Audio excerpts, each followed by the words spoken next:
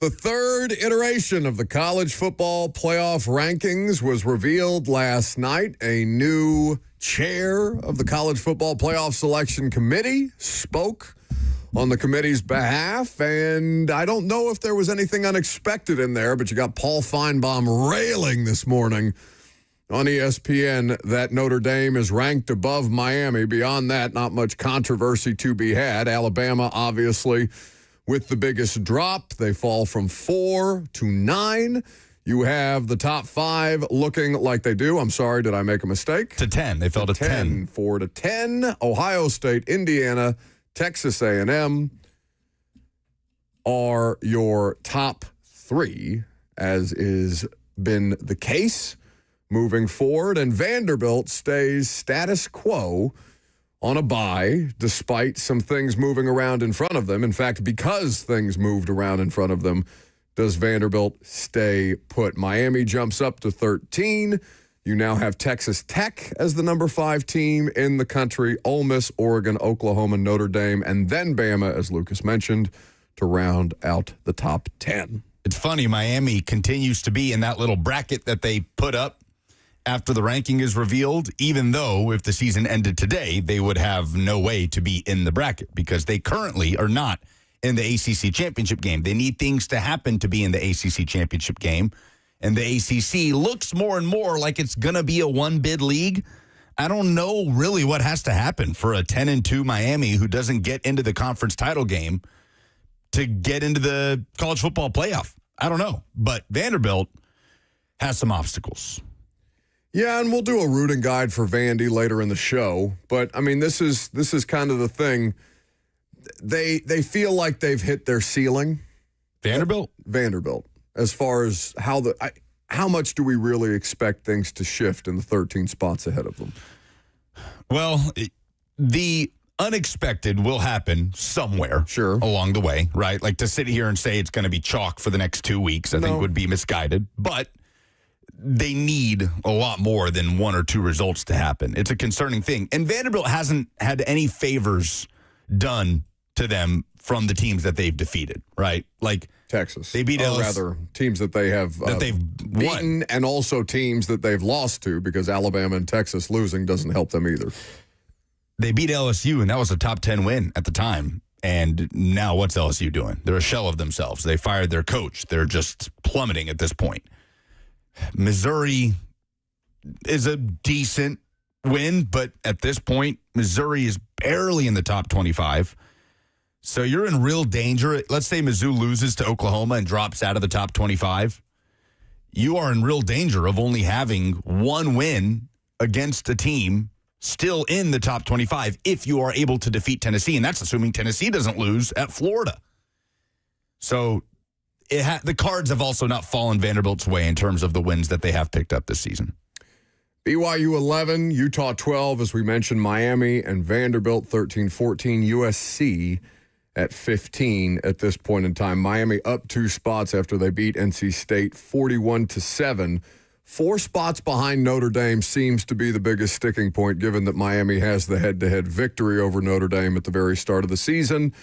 I think that is a fair point of contention if you are an ACC truther, like we have back there in the other room as he rubs Vicks Vapor Rub all over his body at this point in time as he battles through sickness. He's covered in it. He's like the peanut butter baby. Did that feel good? Listen to my wheeze, dude. I sound terrible. No, you sound like you smoke cigarettes for basically every third breath. No. What did you do this morning as I was walking into the building?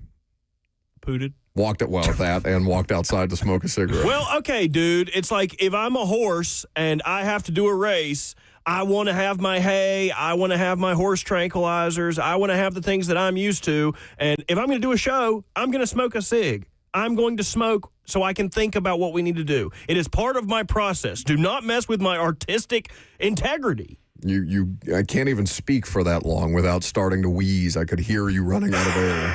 Oh, it was like an old dragon. It's like get out of my cave before I. It's just Please stop doing that into a microphone that other people use. I've already sprayed it down. You were talking about Vicks Vapor Rub. I'm back here bathing in hand sani.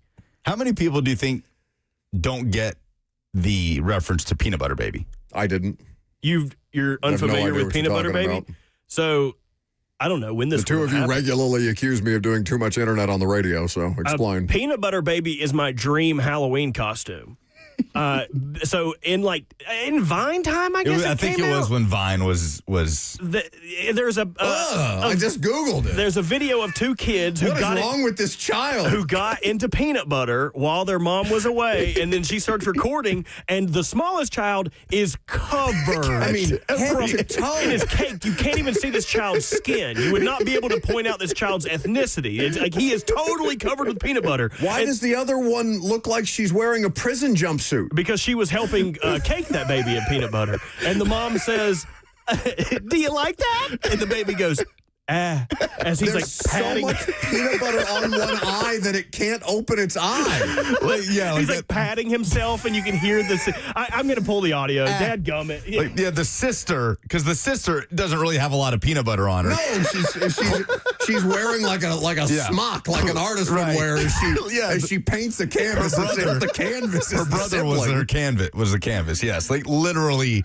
head to toe. There is not a single space not covered by peanut butter. Every time I think about the idea of kids in my life at some point, you show me something like this and I'm horrified. Never again. I think I would die laughing if I got home and my son was covered head to toe in peanut butter. Had to clean it up. Well, no, that's why you have a dog. Well, here's the here's the original Peanut Butter Baby audio. Does it feel good? Does it feel good? That pattering in the background is him smacking his stomach and his chest with more peanut butter. Does it feel good? Like it's literally an infant child. That is my dream Halloween costume. Yeah, just walking around in a diaper covered in peanut butter. I think what you would have to do is wrap yourself in cellophane and then put the peanut butter on you, but you'd never be able to sit down. You'd never be able to dap up your homies. You'd never be able to mac on a good-looking Velma at the Halloween party. But you would also be the funniest Halloween costume of all time. It's like if you know, nobody would want you at their Halloween party. You're just tracking gallons of peanut butter around the venue or the house. My grandparents would let me come over to their house because they have plastic on all of their furniture, I assume, for situations just like that. In case you decide to smother yourself in peanut butter and pay your grandparents a visit. You know who I think is too high in the college football playoff ranking? Who's that? Oregon. Oregon at 7.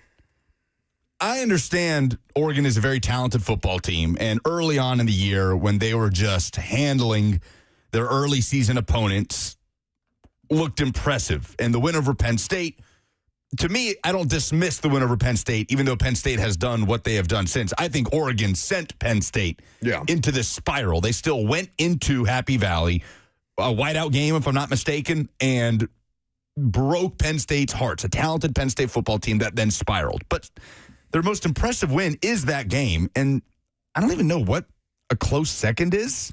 Iowa, I guess, on the road? Probably, but Iowa, I don't know how much you give them credit for because it is on the road, but the weather is making life hell on both of those teams in that game. Is it that impressive to win 18-16? I think that if you're going to listen, at least when Mack Rhodes was still the committee chair, they would talk about style points and the eye test and things like that. And they were beating teams, and I know it's Montana State and Oklahoma State or I guess this was before Gundy got fired. So you've got 59-13, 69-3, 34-14, 41-7, and then you get to Penn State, which is the number 3 team in the country. They built themselves up enough equity that you feel like, okay, Oregon is playing at the level that you expect them to play, and then they go to Happy Valley, they get the big win, they lose at home pretty decisively to Indiana in the following week, and that's their only loss of the season. I don't know if if they didn't build themselves enough equity in on the front end to where they're still kind of, I don't want to say grifting, but kind of. Well, that's a preseason ranking thing to me, that they were a top 3 team coming into the season. They didn't really give anybody a reason to drop them. And now here they are at number 7, despite not having, I don't know, like a lot of marquee. Again, the Penn State win's impressive. The Iowa win is impressive. Like, they deserve credit for going on the road and out Iowa-ing Iowa. That's fair. But at the same time, an Iowa ranked team at the time, they were 20. They don't have a single win over a team that is currently ranked.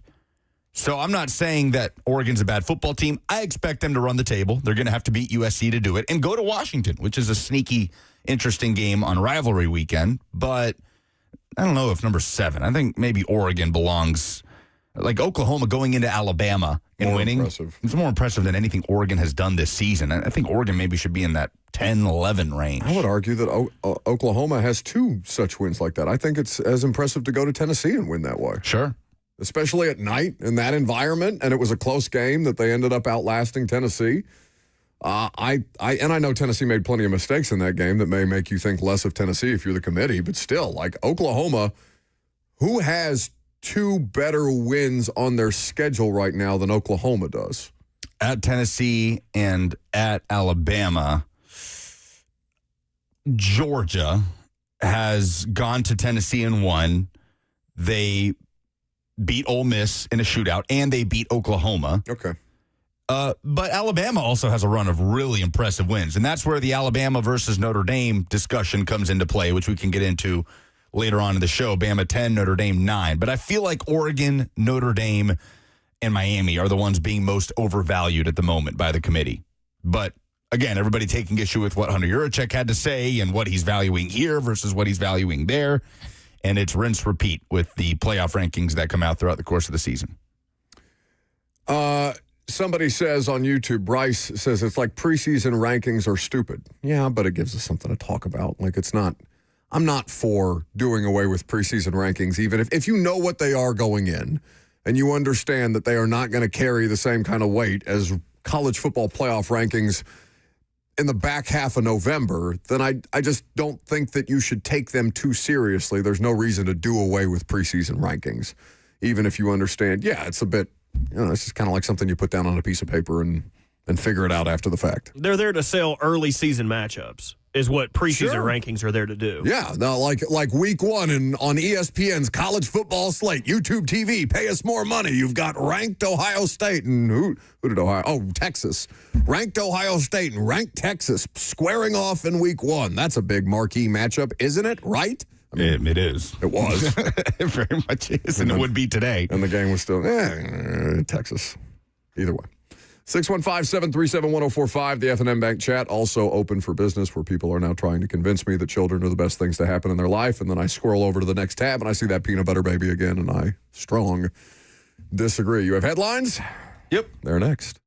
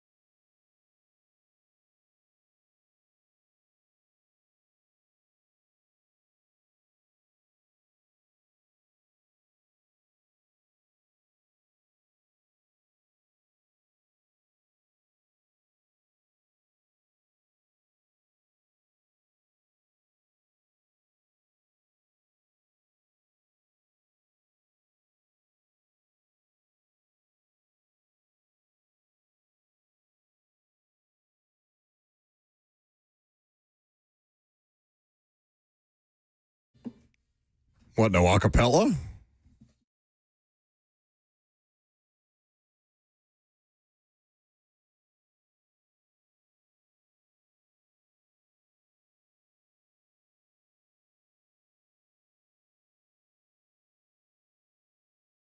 It's time for NFL headlines with Lucas Panzeca. Get some of that Vicks Vapor Rub back on. Peanut butter, baby. PBA. Robert's PBA when he's sick. We have quarterback headlines. Multiple quarterback headlines. Okay.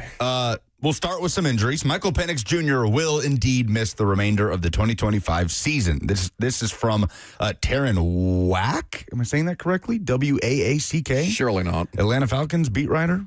Anyway, after further medical evaluation, it has been determined that Atlanta Falcons quarterback Michael Penix Jr. will undergo season-ending surgery for a partially torn ACL. That quote is directly from the Atlanta Falcons website. The team put out a statement. So it's Kirk Cousins the rest of the way for the Falcons, who have had a disappointing season, don't feel like they're really in play for the NFC South race, and Atlanta is in New Orleans this weekend for a terrible game against two bad NFC South teams. 3-7 are the Falcons. And as we talked about yesterday, how bad is it going to feel for the Falcons when they have to hand their first-round pick over to the Rams? Which is probably going to end up being, what, the 5th, the 6th overall pick in the draft this year if this continues? Because Kirk Cousins is, at this point in his career, he is not coming to save you. And at this point, you don't really want him to. But even if you, like, the Falcons fans don't even get the gratification of our team is going to lose, which will better our draft position because of the James Pierce trade. And he's the most expensive backup quarterback in the history of football, Kirk Cousins. Terry Fontenot should be fired, the general manager there. Like, that strategy.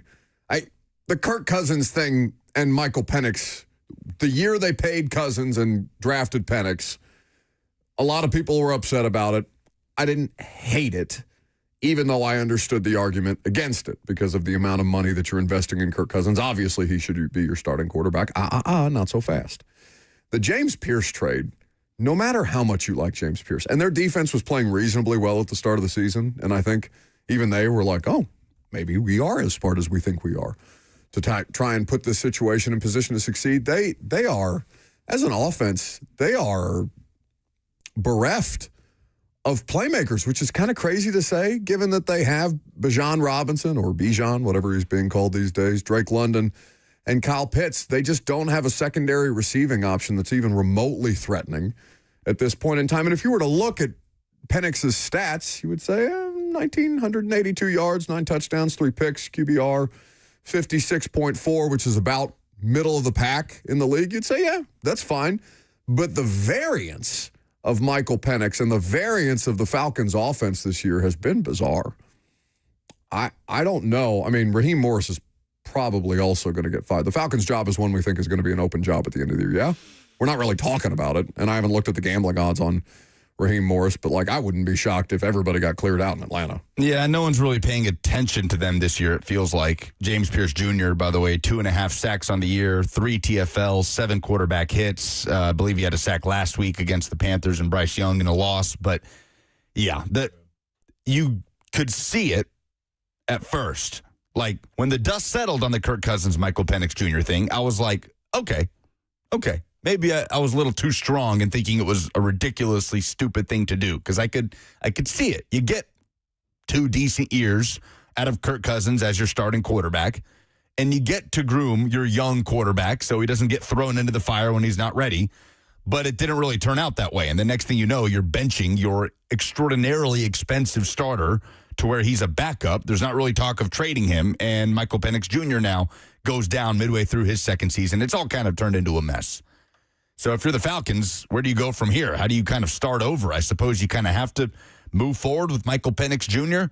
and offload the Kirk Cousins contract. I'm not sure where the outcomes in his contract with Atlanta. Can pull up his spot track. Why don't Robert, you have thoughts, and Lucas can look up the Kirk Cousins contract. Well, just to your point about him being the coach next year. It seems like the writing is on the walls because of the stories that are coming out surrounding this. I don't know if you guys read. I was trying to find who came out with this article, but talked about all the coaches they interviewed in the cycle that they hired their head coach and all of the potential chances they had to hire other good coaches, and yet they still stuck with their guy who was the interim in the basis. So, like, when stuff like that comes out, either there's agents who want that job to become available, or there's people in the building who are planting seeds that want the surrounding conversation to be that this job will be available. So either way, it's a whole if it stinks, there's dead kind of thing. Like there's something going on there. Kirk Cousins has an out in his contract after this season. So if they cut him loose, they'll take on $35 million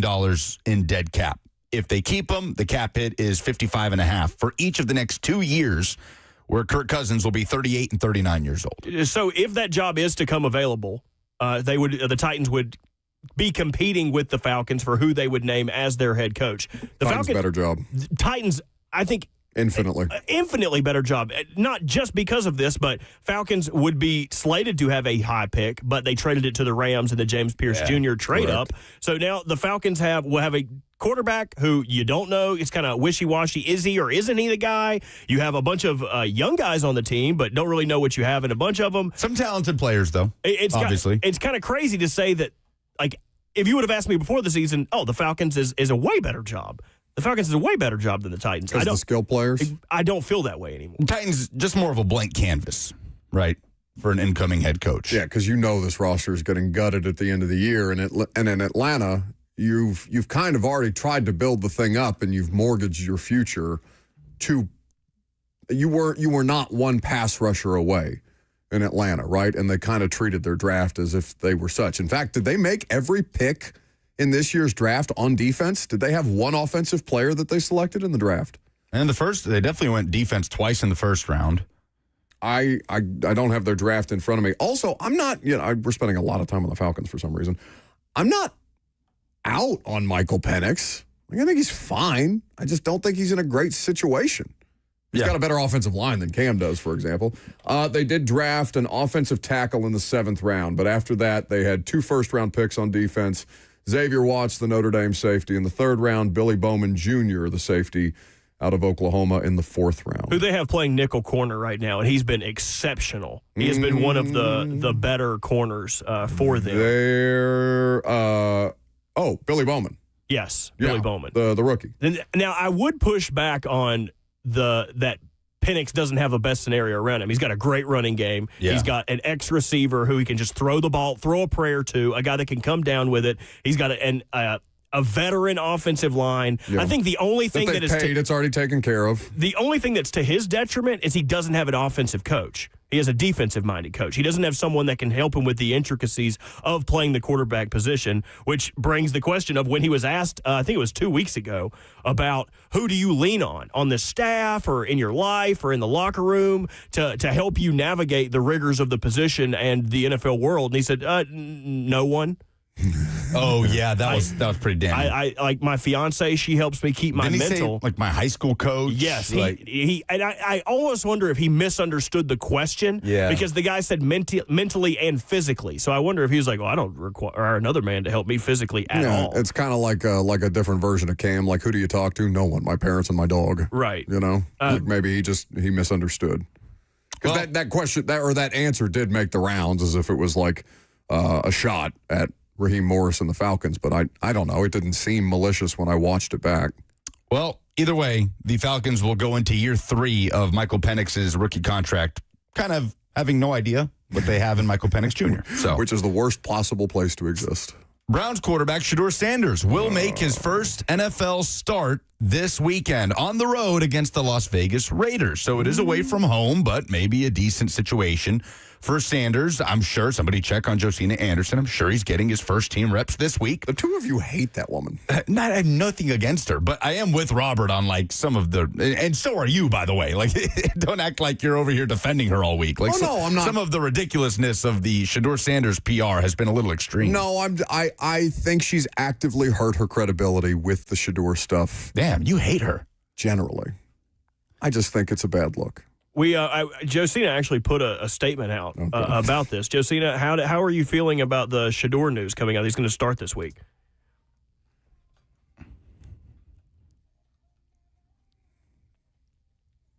Sounds suspiciously like you after the Ravens win a game. Shedeur! Shedeur!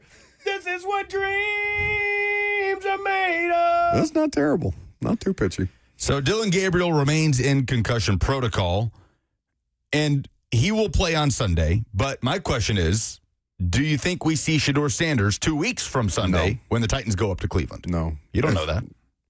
I don't think they want to play him. I think if they had any interest in playing Shedeur Sanders, it would have happened before now. I think they'd rather put Dylan Gabriel back in the lineup as soon as they can. But he hasn't even gotten first-team reps. Who? Shedeur. I don't care.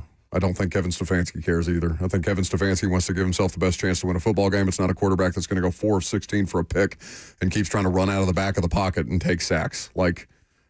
Gabriel's not good. I'm not saying that Gabriel's good or that Gabriel is, destined to be a starter in this league. I think that he gives the Browns an appreciably better chance to win games. I know they don't win, but Shedeur is it's a small sample size, so you don't want that to be the indictment of this person's career. And again, I don't say this out of any polarizing opinion whatsoever. I told Lucas this yesterday.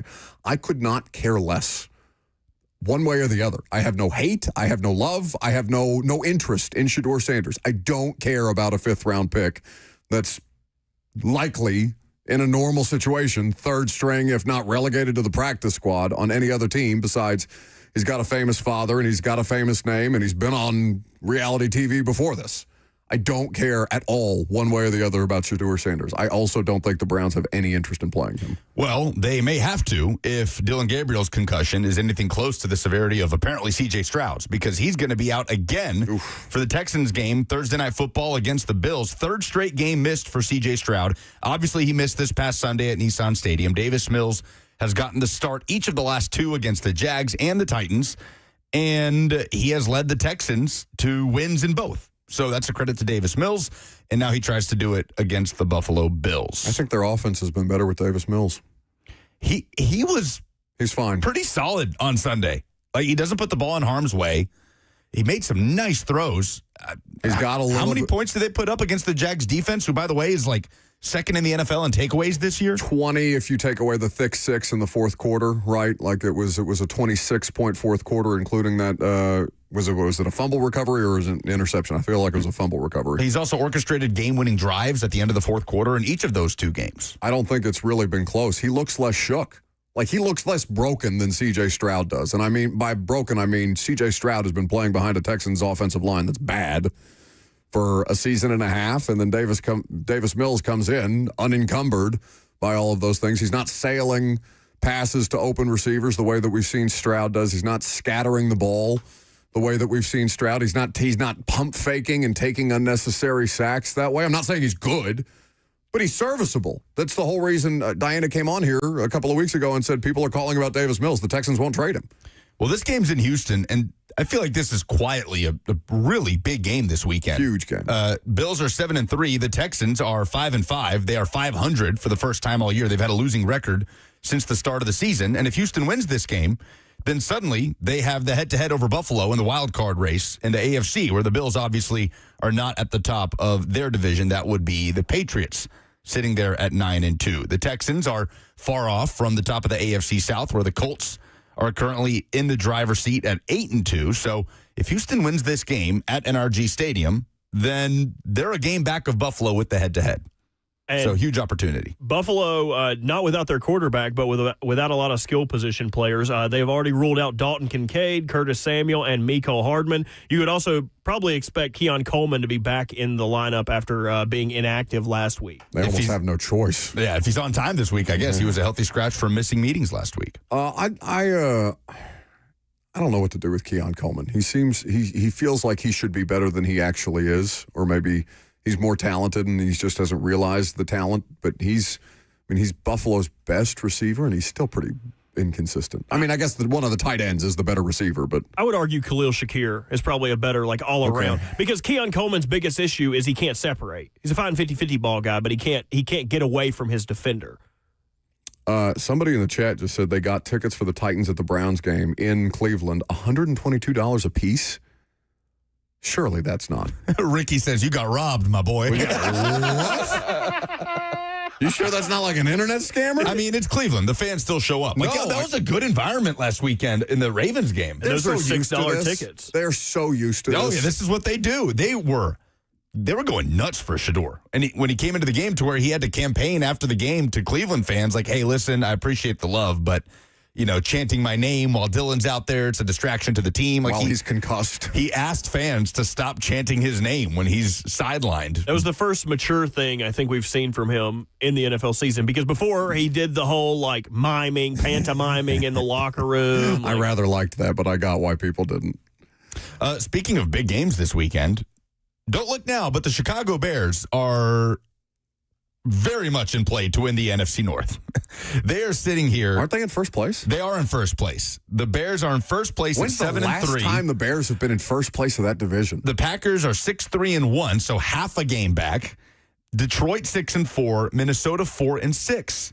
So Chicago, sitting at the top of the division, they just kind of keep on winning. I think they're on 4 consecutive wins. Something. If I'm not mistaken, they host the Steelers this weekend, who are at the top of the AFC North at 6-4. And who are starting Mason Rudolph. We don't know that. Aaron Rodgers will not need surgery to repair the fracture to his left non-throwing wrist. Mike Tomlin confirmed that yesterday, but he did not rule out Rodgers on Sunday, said his status will be determined later on this week. Tomlin said, quote, really, it's just about bracing and securing it for his comfort and safety, and then it's about how functional he is. So Rodgers not going to practice today. Friday is going to be key in determining his status for a huge game for both teams.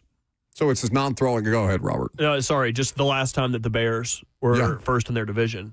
2018, lost in the wild card, Mitch Trubisky. Oh. Coach of the year, Matt Nagy. They went 12-4. That is correct. Matt Nagy doesn't get enough credit. Like, I know they weren't very good after that, but Matt Nagy doesn't get enough credit for how passable he made those Bears teams. Yeah, look for going a period of 12-4 time. with Mitch Trubisky is no small task. Their leading receiver, Allen Robinson. Yeah. Their leading rusher, Jordan Howard. Indiana legend. I Yeah. have not thought about Jordan Howard in quite some time. Jordan Howard was the running back at Indiana while I was in college. Was he the Matt Forte successor? Did he, once Forte went to the Jets, is that when? Oh, I don't check. think it was that. Was Forte still playing in 18? Surely not. He retired in 17. Oh, my God. So, yes, he So was the Jordan successor. Howard was who they picked up. Yeah, he left and went to New York in 2006, and that is when Howard started. Jordan Howard and Tevin Coleman. Indiana had some decent running backs during that time. Anyway. Name one running back on Indiana's roster currently. I couldn't possibly. They don't have a good one? No, I'm sure he's fine. Number 2 team in the country. I don't know. 615-737-1045. The only reason I know Mendoza is because he had that viral interview after the Cal game last year. You have observations?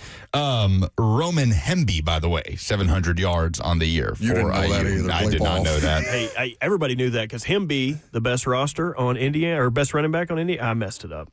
Yeah, I got it. What was the joke you were trying to make? No, come Hemby. on, you didn't Hemby. Hemby, the best running back. on. Everybody know him be the best running back on Indiana. Oh, please act like you haven't let every other joke go just right over your dome. Nothing goes over my head. Yeah, it's too big. That's right. SEC observations are next.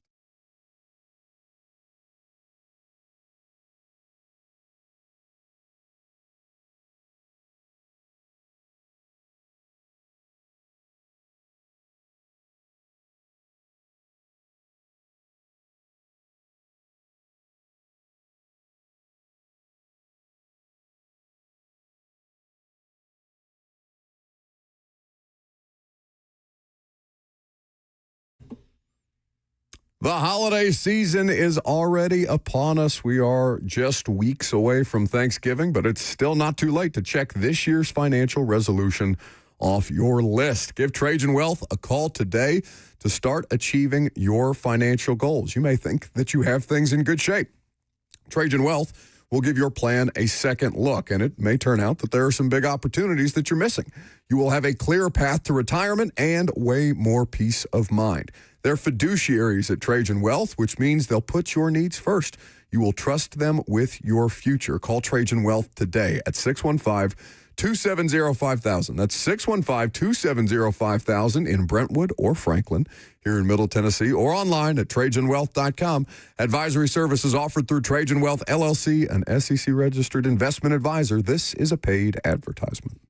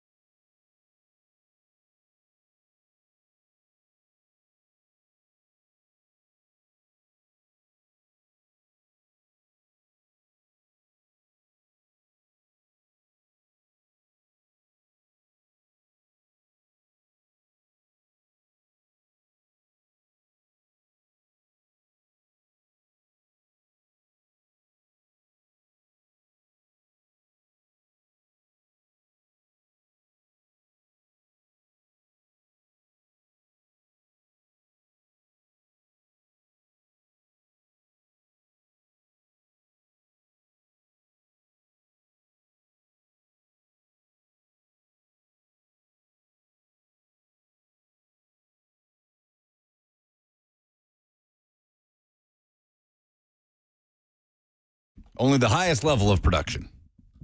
Very updated, very timely. Yeah, we keep everything up to date, if nothing else, at this point in time. I can't wait for every one of those coaches to be replaced by Robert saying the name of a different coach in a monotone voice. So, Arkansas Athletic Director Hunter Yurachek is now the chair, the face of the College Football Playoff Committee that put out its third top 25 of the season last night. We have 2 weeks remaining in the regular season before conference championship weekend, and then the field will be set. Let's stick here with Alabama, going from 4-10 after a loss at home against Oklahoma, their second loss of the season, and Oklahoma going from 11 up to 8. Alabama falls to 10, which means they are one spot back of Notre Dame. If there's anything that the general public took issue with the most last night, I feel like it's Notre Dame being ahead of Miami, who, like you mentioned, they lost to in a head-to-head, and Alabama, who, in my opinion, has a much better resume than Notre Dame. But again, this is where we weigh the how do you compare and contrast good wins versus good/bad losses. What carries more weight? Notre Dame has 2 quote-unquote good losses. There's no other way to shake it. They lost to Miami, and they lost to Texas A&M. How good is the Miami loss? It's a top 15 loss, Okay. according to the committee. Notre Dame's best win is against USC. They also went on the road this past weekend and took care of business, completely routed a ranked Pitt team for what it's worth. And they are going to slaughter Syracuse at home. Yeah, it's going to be a bloodbath. I mean, Notre Dame's going to win out. Notre Dame's in the playoff. They've got Stanford. They've got Syracuse. Like, if there's anything Notre Dame has done this year, it is take care of business. Now, they did lose to Northern Illinois at one point last year, so nothing is a sure thing. But Notre Dame is in. People are just going to have to go ahead and come to grips with that. Alabama has the week 1 loss against FSU. It is the worst loss of any team currently in the bracket or knocking on the door to get to the bracket. No question. FSU is 5-5. Mike Norvell seems like he's going to get fired at the end of the year. Alabama also has wins that, to me, tower over anything Notre Dame has done this year. How many consecutive ranked opponents did they beat? Oh, I think it was 4. I mean, that sounds you're talking about going to Georgia and winning, beating Vanderbilt at home, going on the road to Missouri and winning. And then LSU, the LSU win is what it is. But that is the issue here. And I'm so conflicted on taking issue on, like, picking out a couple things that the college football playoff chair says and saying, well, see, this conflicts with that. End of the day, you're going to conflict with yourself one way or another. Also a new chair and a new voting member. Yeah. I mean, not to say that would shift the entire parameters, but like, you have no idea how these people were really voting before, and you have no idea how these people are really voting afterwards. Like, I think it's just an easy way for fans, or an easy thing for fans to spin out about something that's not within their control. Anybody that sits down and puts together a top 25 of their own and then goes on to explain the ranking is going to run into a conflict somewhere. Like, is going to run into a contradiction somewhere. It's just the nature of the beast. Nicole Auerbach had some really good questions for Hunter Yurachek after the ranking came out. She asked him, you detailed and went through the way Alabama lost that game to Florida State. Why was that not limiting them more until they picked up a second loss because they were comfortably at that number 4 spot? Mm-hmm. It's like the FSU game didn't matter. Alabama wiped away any concern about the FSU game. They were sitting there in the top 4. They're beating ranked opponents at times convincingly. Tennessee, by the way, the other ranked opponent Alabama has that we failed to mention in that run. Yeah, Georgia, Vandy, Mizzou, and Tennessee was the string of 4 straight ranked opponents, Georgia and Missouri on the road. So suddenly this FSU loss holds a ton of weight because Alabama dropped that game to Oklahoma. Hunter Yurachek said, I'm going to summarize a little bit, skip through some of this. Now that Alabama has a second loss, you've got this grouping of 3 really good 8-2 teams. He says, then you start comparing Oklahoma, Notre Dame, and Alabama. Obviously, head-to-head, Oklahoma gets that over Alabama. Okay. He says, then you start to have comparable losses. Notre Dame against Miami and A&M, and then Oklahoma for Alabama, and, of course, Florida State. When you have one loss, this is, again, from Yurachek, and Alabama was rolling in there in their middle, or was rolling there in the middle of their season with those 4 wins, Georgia, Vandy, Mizzou, Tennessee. And while they've continued to win games, they struggled on the road and had to score 2 touchdowns late in winning at South Carolina. Again, that was a game they didn't run the ball very well. They didn't look like the same Alabama team against LSU last weekend. They just had a tough loss. They had some turnovers that came back to bite them, but they did not run the ball very well in the game against Oklahoma. He kind of keeps bringing up how Alabama isn't running the ball very well, and I don't like that precedent of picking and choosing certain things, certain flaws of teams, right? Like, okay, well, I don't like how X team doesn't affect the quarterback that much, so I think they should be ranked behind so-and-so. Well, but so-and-so runs the ball better than, like, I don't know, man. That feels like a slippery slope. Well, it's just, it makes too much out of, and I don't know what the balance between this is, right? Because we had this conversation when Auburn took Vandy to overtime. And my whole contention was Auburn's allowed to look like as talented a team as Auburn is in one individual game, even if they've had a bad season.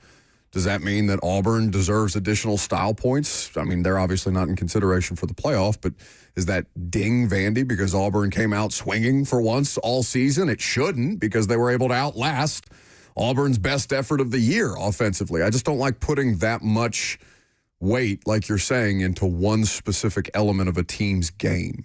Yeah, I agree. I feel like this sets up to imply that the eye test is so important that if you're not coming out and dominating every opponent, then there's going to be doubts. There are doubts. There are flaws with every team. Even with Ohio State, we just don't really know what they are yet because they haven't been tested that much. Hopefully we find out in the Big Ten championship game against IU. I don't know. They are supremely more talented than Indiana, so we still might not until the playoff rolls around. But but Indiana's going to give them a fight. And then, I don't think Indiana's just going to roll over again this year. But then he referenced Alabama needed a couple late touchdowns to come back and beat South Carolina.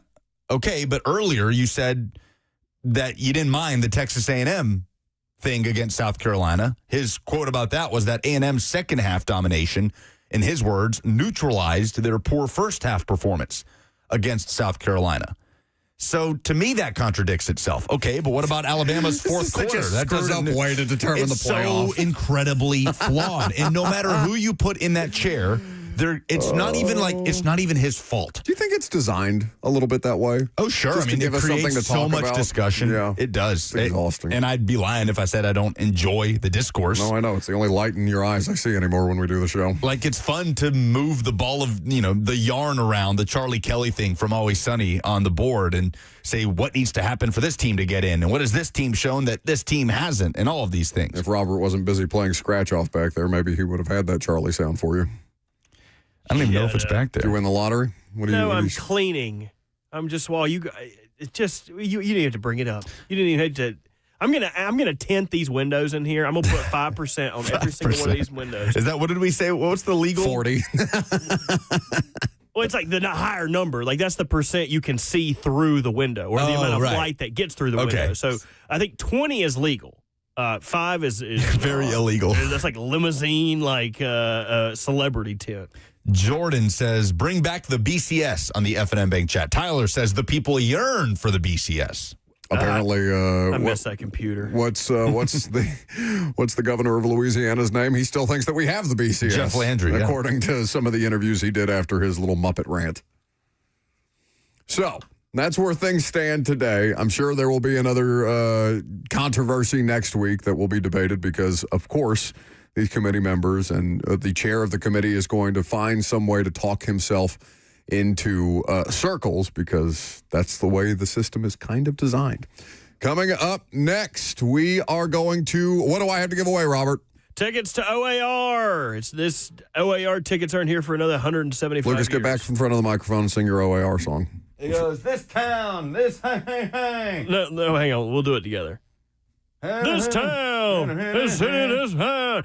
These tickets aren't for another calendar year, but should be a fun show if you like rowing.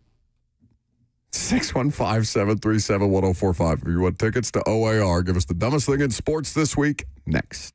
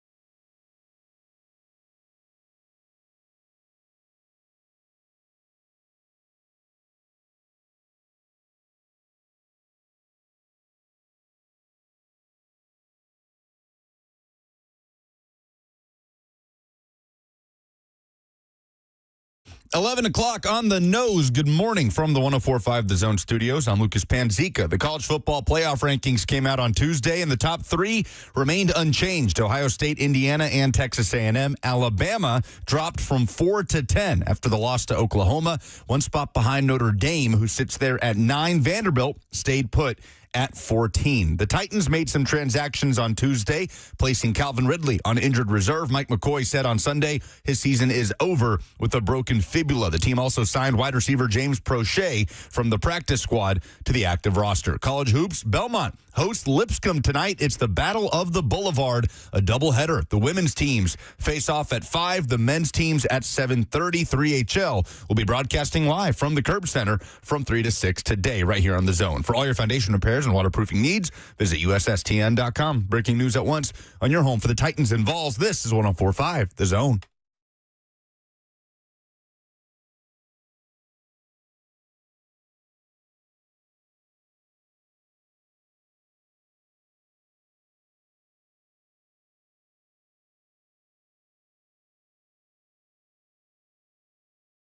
Oh, you screwed up because you were talking to me about your sickness. What are we supposed to do right here instead of the normal open, Robert? What are we supposed to do? Dadgummit. If the two of you weren't busy shoveling coffee cups full of soup in your face. I'm sick. Go.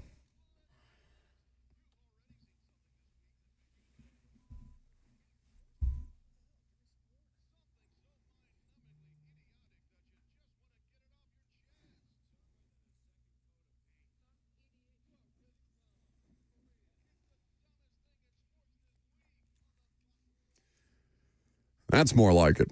615-737-1045 is the number. Is this still the taco soup the two of you are eating? It's delightful. Not taco. It's sopa de pollo. Why are you eating soap? It's you think that was a good joke? I mean, it's better than any you've told today. You really think that was a good joke? You uncultured swine. It's just chicken soup.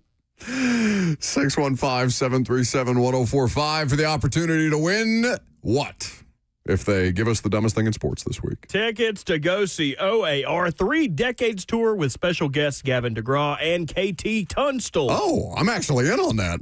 Oh, you like Gavin DeGraw? I like KT Tunstall. Isn't that Black Horse and a Cherry Tree? You know what I'm talking about? Black Horse and a Cherry Tree. That song? You just literally repeated the words that I said. Yeah, but I sang it to the tune. I don't think that was the tune. Like, Black Horse and a Cherry Tree, you'd be like, no, not that song. I need you to find that song and play it for me in the next segment. 615-737-1045. Gavin DeGraw also has some bangers. Also, a pretty solid bar in downtown Nashville. Underground, not a terrible bar. Is that where you were, riding the mechanical bull this weekend? It might be. Mm-hmm. Or someone that looked like me. Perhaps. I'm familiar with that mechanical bull and that bar. The dumbest thing in sports this week is Bill Belichick.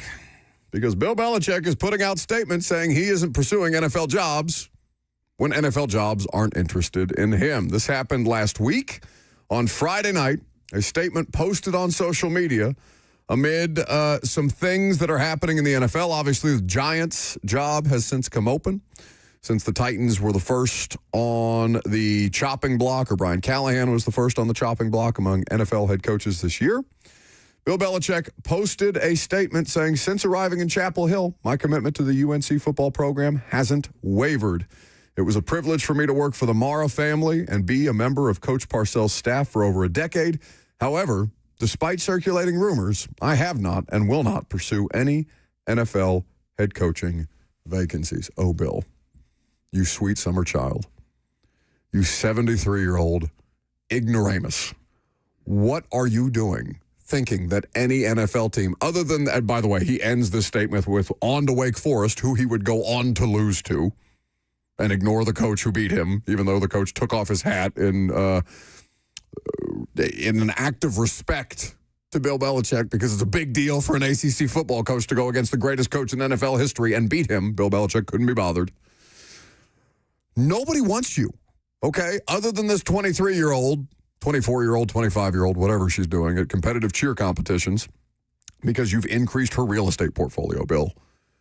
Like, you have to be either somebody who is so concerned about self-image that you felt the need to put this out there, or so ignorant to your surroundings. How much more damage has Bill Belichick done to himself in the last 6 months since he almost got the Falcons job and Bob Kraft called Arthur Blank and said, no, I don't think you want to do this. I don't think, Artie. I think this is not in your best interest at this point in time. Nobody's considering this guy for NFL jobs. If Pete Carroll is going this badly in Vegas at 74, Bill Belichick's going to be the person to save your franchise. This just feels like a PR thing. Get out of here. PR for who? He looks worse by putting it out there. This isn't good PR for Bill. I don't know. This is Jordan reading Twitter, thinking that she can have a moment to say, oh, no, we're good on this. We would decline the New York football Giants job because we're Chapel Bill, baby. Yeah, exactly. Like that to me is the thinking behind this. I don't think Bill Belichick actually thinks the Giants are going to come gunning for him. Like, yeah, it might be misguided, but that just feels like what it is to me. Yeah, it's still stupid. My dumbest thing in sports this week is former NFL veteran TJ Ward. Good player, 3-time Pro Bowler, was an All-Pro in his career. Won a Super Bowl, if I'm not mistaken, TJ Ward. But he took to Twitter, I'm not sure if you guys saw this, because Cam Scatterbo was sitting ringside at Monday Night Raw just this past Monday. And he's done for the season with an ankle injury. Dislocated ankle. Yes, his season is done. He was sitting next to comedian Andrew Siciliano. And honestly, Robert, you could explain this. Not Andrew Siciliano. The Browns play-by-play guy. Or what did I say? What's the guy's name? What's the guy with the mustache? I have no idea who you're talking about. I don't know anything about stand-up comedy. Something Siciliano. I don't think that's right. I think you just did I just make did that the up? thing that you get mad at us for when we make fun of your Italian heritage. I think you just slapped an Italian name on a person who is not actually named Siciliano. What is this guy's name? Was the comedian with the little mustache? He was in. Oh, it's going to drive me nuts. Well, you're wrong. The chat is Andrew saying Andrew Schultz. Schultz. Very much not a Siciliano. Not even close. Andrew Schultz. Thank you. Even for remotely check. Italian. You've just done to your people Not what with the you last get mad name at Schultz. us about. Oh, man. Anyway, he was sitting next to the comedian. Some wrestlers come up and they're talking smack and they get into a quote-unquote brawl, right? Like there's some fake pushing and shoving and... Hey, those pushes were real, buddy. Yeah, I knew it as soon as I said the word fake. Wrestling fans will come after me. But you get what I'm saying. No, I have no idea what you're saying. It's a little WWE. You're really not helping yourself in this stunt segment, situation. Robert should have been the one to use this one. But TJ Ward took to Twitter and he quoted it and he said, "This is how you make sure you have a short NFL career." As though Cam Scatterbo is like getting in a real brawl outside of a bar or something. I don't know if TJ Ward just thinks that this stuff is very genuine and unscripted and that Cam Scatterbo actually had beef with these random wrestlers that came down ringside and started pushing around him and his little posse. But it felt like overreach here. And Cam Scatterbo replied to it and just said, LOL. TJ Ward responded and said, "I F with you, big man. I've said it numerous times, but it's opinions on you with everything you do. Have fun. No teams want to see you putting your recovery first, and above all, my little brother played tailback in the league, and I would tell him the same thing, Godspeed." Okay, that's fine. But like Cam Scatterbo can't go to a WWE event and like be a slight part of it and that means he's not putting his recovery as a priority. I got a way bigger problem with Xavier Restrepo disclosing injury information on a Twitch stream last night than I do this crap. Like, it's just... Yeah, like... Yeah, the Restrepo thing. Just get out of here already. Enough of this. No one knows what you're talking about. We will get to it later in the show. Yes? Oh, okay. My turn. In my turn. I've been waiting on this all week, man. I've been waiting on this, but I also feel like we've snuck in some really cheap shots on Josina Anderson. So I will say this up front. I think Josina does a fine job covering things. Maybe she's a little too wordy with her tweets and she stuffs word salad tweets in. Maybe she is a little too eager to defend Shador in this situation. My biggest issue with her covering this is her trying to denigrate Kevin Stefanski while bringing up Shador Sanders. Lifting Shador Sanders. If Shador would have gotten first-team reps in training camp, this would all be fixed. If it wasn't for Kevin Stefanski, let me give you guys a little history review on Kevin Stefanski. I think we can all agree the Browns are the biggest underachievers in NFL history. Yes. Kevin Stefanski has won NFL Coach of the Year 2 times in a row. while coaching the Browns and got them to double-digit wins in both of those seasons that he won. Bringing him down by saying Kevin Stefanski and then including their record 2-8 is mistaken if he thinks this non-debut proves anything, because it doesn't. This coming off the quote of Kevin Stefanski saying Dylan Gabriel will be the starter once he clears concussion protocol. I don't understand poo-pooing a man who is trying to navigate probably the biggest top-to-bottom wishy-washy roster. You've got Myles Garrett, who's a walking gold jacket, and then everything around him on defense looks okay, but on offense, you've got it's the island of misfit toys. You've got David Njoku, you've got Jerry Jeudy, good guys, but not enough to move the needle, and he's not making it work. He's trying to navigate this tough time. So I don't understand why Josina, when you have an issue, 32 other general managers, 31 other NFL head coaches also thought Shedeur wasn't worth taking high enough in the draft, let alone letting him get first-team snaps. I couldn't you wouldn't be able to find a quarterback that was not entrenched as the starter getting first-team snaps anywhere in the NFL. This is not a Browns hating on Shedeur situation. So when you do this, I feel like you make yourself look dumber. I think Josina is smarter than this. She has been around the NFL for a long time. Been around too long. You know what? And like Cam Newton doing the same thing. Like Cam, on First Take, saying that he feels like the Browns are actively trying to undermine Shedeur with all this. Like, in what world does that benefit the Browns? And by the way, the Browns don't owe him anything. Nothing. They don't. It's not like, and even if he was a first-round quarterback, they're going to start whoever makes sense for them moving forward. If they want to figure out what they have, it's not like in practice they're like, well, Shedeur looks really good, but we'd rather start Dylan. And that's just dumb. That's dumb and lazy. Everyone involved is better than that. If they win in Vegas against a bad Raiders team, Shedeur Sanders will become the first rookie quarterback in Browns history to win his first career start. 0-17 are Browns rookie QBs in their first ever start with Cleveland. I want him to have success, just like I would want it, because he doesn't seem like a bad person. Maybe he has some immature moments or whatever, but it would be exhausting if he goes out there and wins this game against a bad Raiders team just for purely the Shedeur mania. He's going to have a chance to, even if they win in spite of him. Like, that defense could carry him to a win. The Raiders are awful. One person called in for the tickets, so I guess Dan will win regardless of how good or bad his submission is. Dan is in Lewisburg. How are you guys doing today? Great, Dan. I tell you what, I am pissed at the NFL. I'm pissed at Jamar Chase and all of these people that are on the media thinking a one-game suspension is enough for spitting in somebody else's face. Preach. Robert, when you were a kid, if you had spit on one of your playmates' face, what would your mama have done to you? Probably whoop my Bingo. ass. Yes. So we need to be putting our foot up the asses of these NFL players that get out here think they can ramshack, raise hell, and do whatever they want to do, and they think a few dollars fine is going to be enough. BS. Put them out. More games than just one. The end. Thank you for the call, Dan. Remember to stay on hold for Robert to be able to give you those tickets. Robert's like 2 to be specific. You know that guy was spitting. Oh, no, we're getting calls now. Are you? It's far too late. Oh, is it?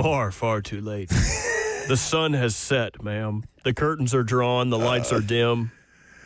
Albert Walden on YouTube says, y'all are haters, man. You can tell by your tone. I assume he's talking about the Shedeur conversation. I'm a pro hater. I can hate on anything. I am also a professional hater. It doesn't matter. I could find something to hate on. It's the worst thing about me, but I promise you I'm good at it. And that fella saying that's probably a hater, too. You're a hater for calling us a hater. You're a converse hater. No, but what's it say that I am professionally a hater? But I have no interest. I don't care about Shedeur Sanders at all. I don't care about a fifth-string quarterback or fifth round. I mean, hell, could be fifth string quarterback. Like, it doesn't move me one way or the other. I'm fascinated by the mania around him. I'm confused by it. I'm very confused by it. But, like, if a professional hater in me cannot summon an ounce of care, good, bad, or indifferent about Shedeur Sanders, maybe that's the apathy that I have for Shedeur is considered hate. I don't know. Again, I wish him nothing but health and success in his NFL career. And perhaps he'll be able to do it against the Raiders and do the thing that no Browns quarterback, his rookie quarterback, has done before, as Lucas mentioned. But I just couldn't possibly give a damn. I got to apologize to Albert. He's a fellow Bert. I shouldn't Who's put Albert? him down. The guy that said they called us haters. Y'all haters, man, you can tell by your tone. He's a fellow Bert. I can't be mad at a fellow Bert. No, I can't. It's okay. I'm mad at Bert anyway. He calling a spade a spade. It is what it is. Coming up next, I spent Sunday, a good part of Sunday, walking around Nissan Stadium, talking to Titans fans. I went to the lower bowl. I went to the concourse. I went to the 300 level. And we polled fans on what it is or how it is that they're feeling about the current state of the Tennessee Titans, the direction, and the quarterback that is currently starting for them. We'll play that for you coming up next and react to it. I'm Buck Rising. It's 104.5 The Zone.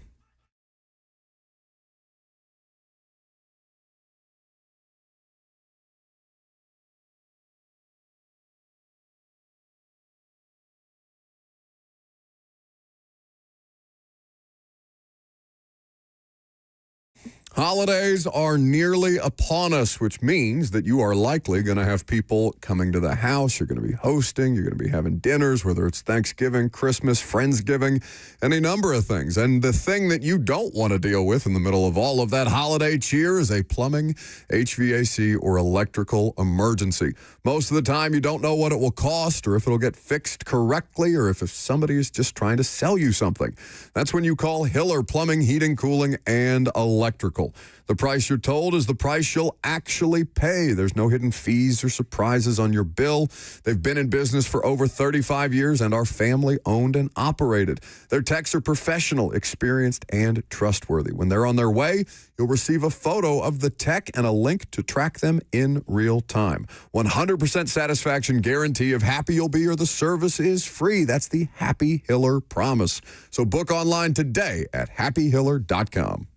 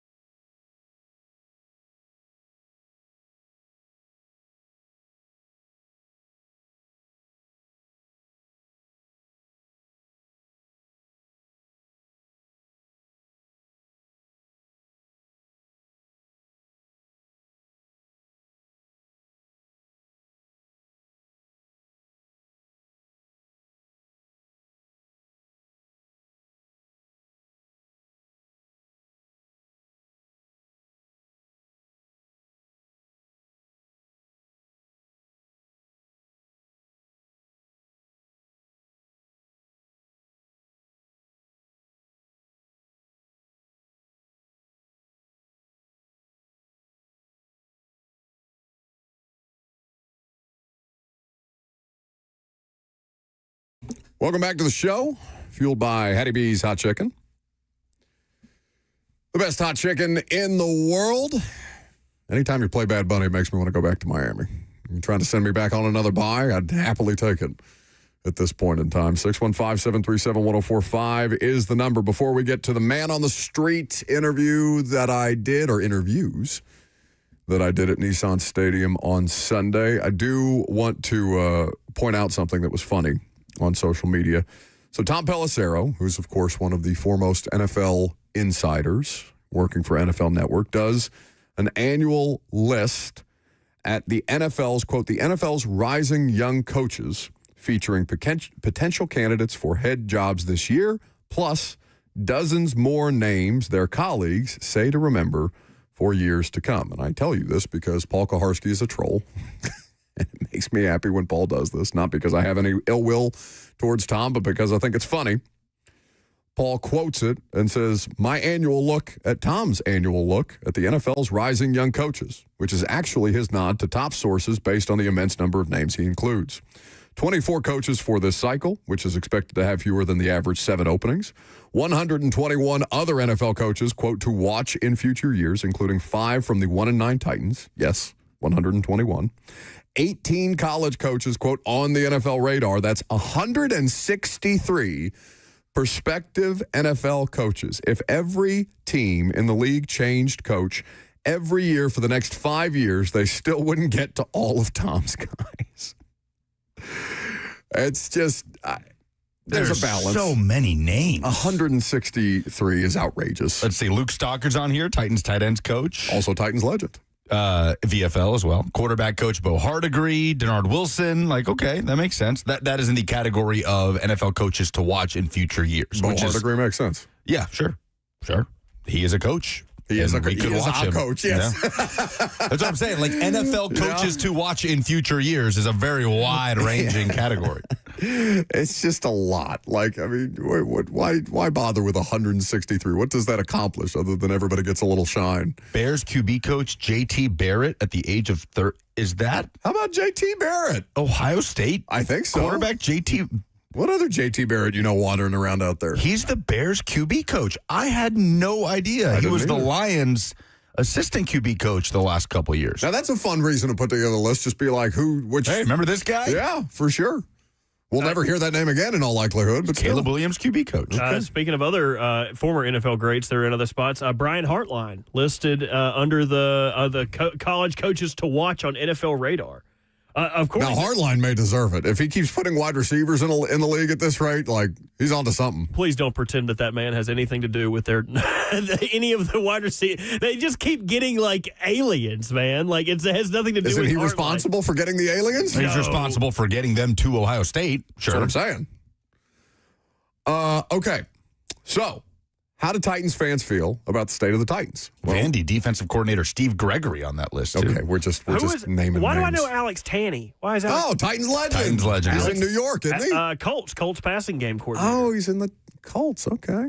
He's been coaching for a while. I think he was for a period of time with the Giants. He was a UDFA here that was a backup quarterback for a period of time. I just got super excited.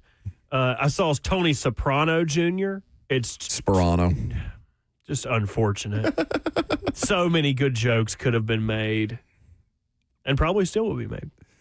Well, I wasn't sure whether Titans fans were going to be in a joking mood, a happy mood, a sad mood, and I spent most of the time interviewing Titans fans while they were leading in this game against the Houston Texans, but just something different, right? The game itself was not of much consequence, and we all expect the Titans to lose games basically the rest of the way through. But to talk to Titans fans about how they're feeling about Cam Ward, why they're still showing up to games, because these are the people that are showing up to games, how they feel about the direction of the franchise and the people running it. We covered all of that ground in our Man on the Street interview that we did on Sunday. Are you sitting with the fans today? I am. I'm going to go man on the street my way through Nissan Stadium. I'm going to go. With your outfit, you're going to stick out like a sore thumb. Yeah, I didn't think about that.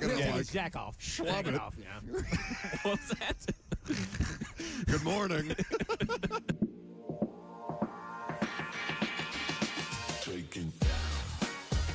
You want to wave hi to the camera? It's our boy Landon, #1 Titans fan in his #1 Cam Ward jersey. There you go. How long have you guys been Titans fans? Me, 15 years. Since they gave it natural. I was a football fan, but Titans fan probably since I was in high school. This 30 years. Yeah, 95. Yeah, we basically moved from Hawaii for the Titans. That's the joke, guys. Okay. But there is some truth to that. Yeah, I was a Titans fan. Well, I was an Oilers fan. Then they moved to Tennessee. So what made you guys Titans fans? We lived in California at the time, so it's getting up at 9:30 in the morning, going to the bar to watch the Titans game every Sunday with him. So, Being honest, right there. Oh, Eddie. The man, yeah. Eddie George. Yeah. Once he got drafted, I was like, all right, that'll be my team. And how do you feel about the direction that the organization I is don't heading? feel very good at all. What's the biggest reason for it? Management, mainly Andy, quick to make decisions. Let Bergonzi do what he's supposed to do. Maybe, I don't want to get blacklisted, but maybe the guy that rhymes with Rinker should kind of chill for a little bit, kind of step back, let Bergonzi do his thing. I would say there's just no consistency. They make rash decisions very quickly. Did you get tickets in the new stadium? Yes and no. I did, but not backfired. I had October 15th to decide, and I decided no. Did you guys get tickets in the new stadium? We did. In the beginning, before we went on this awesome streak, I don't know if we would have changed our mind. We probably still would have Probably bought. still would have bought. Are you guys doing tickets in the new stadium or not? Oh, yeah, absolutely. What's your biggest reason for hope?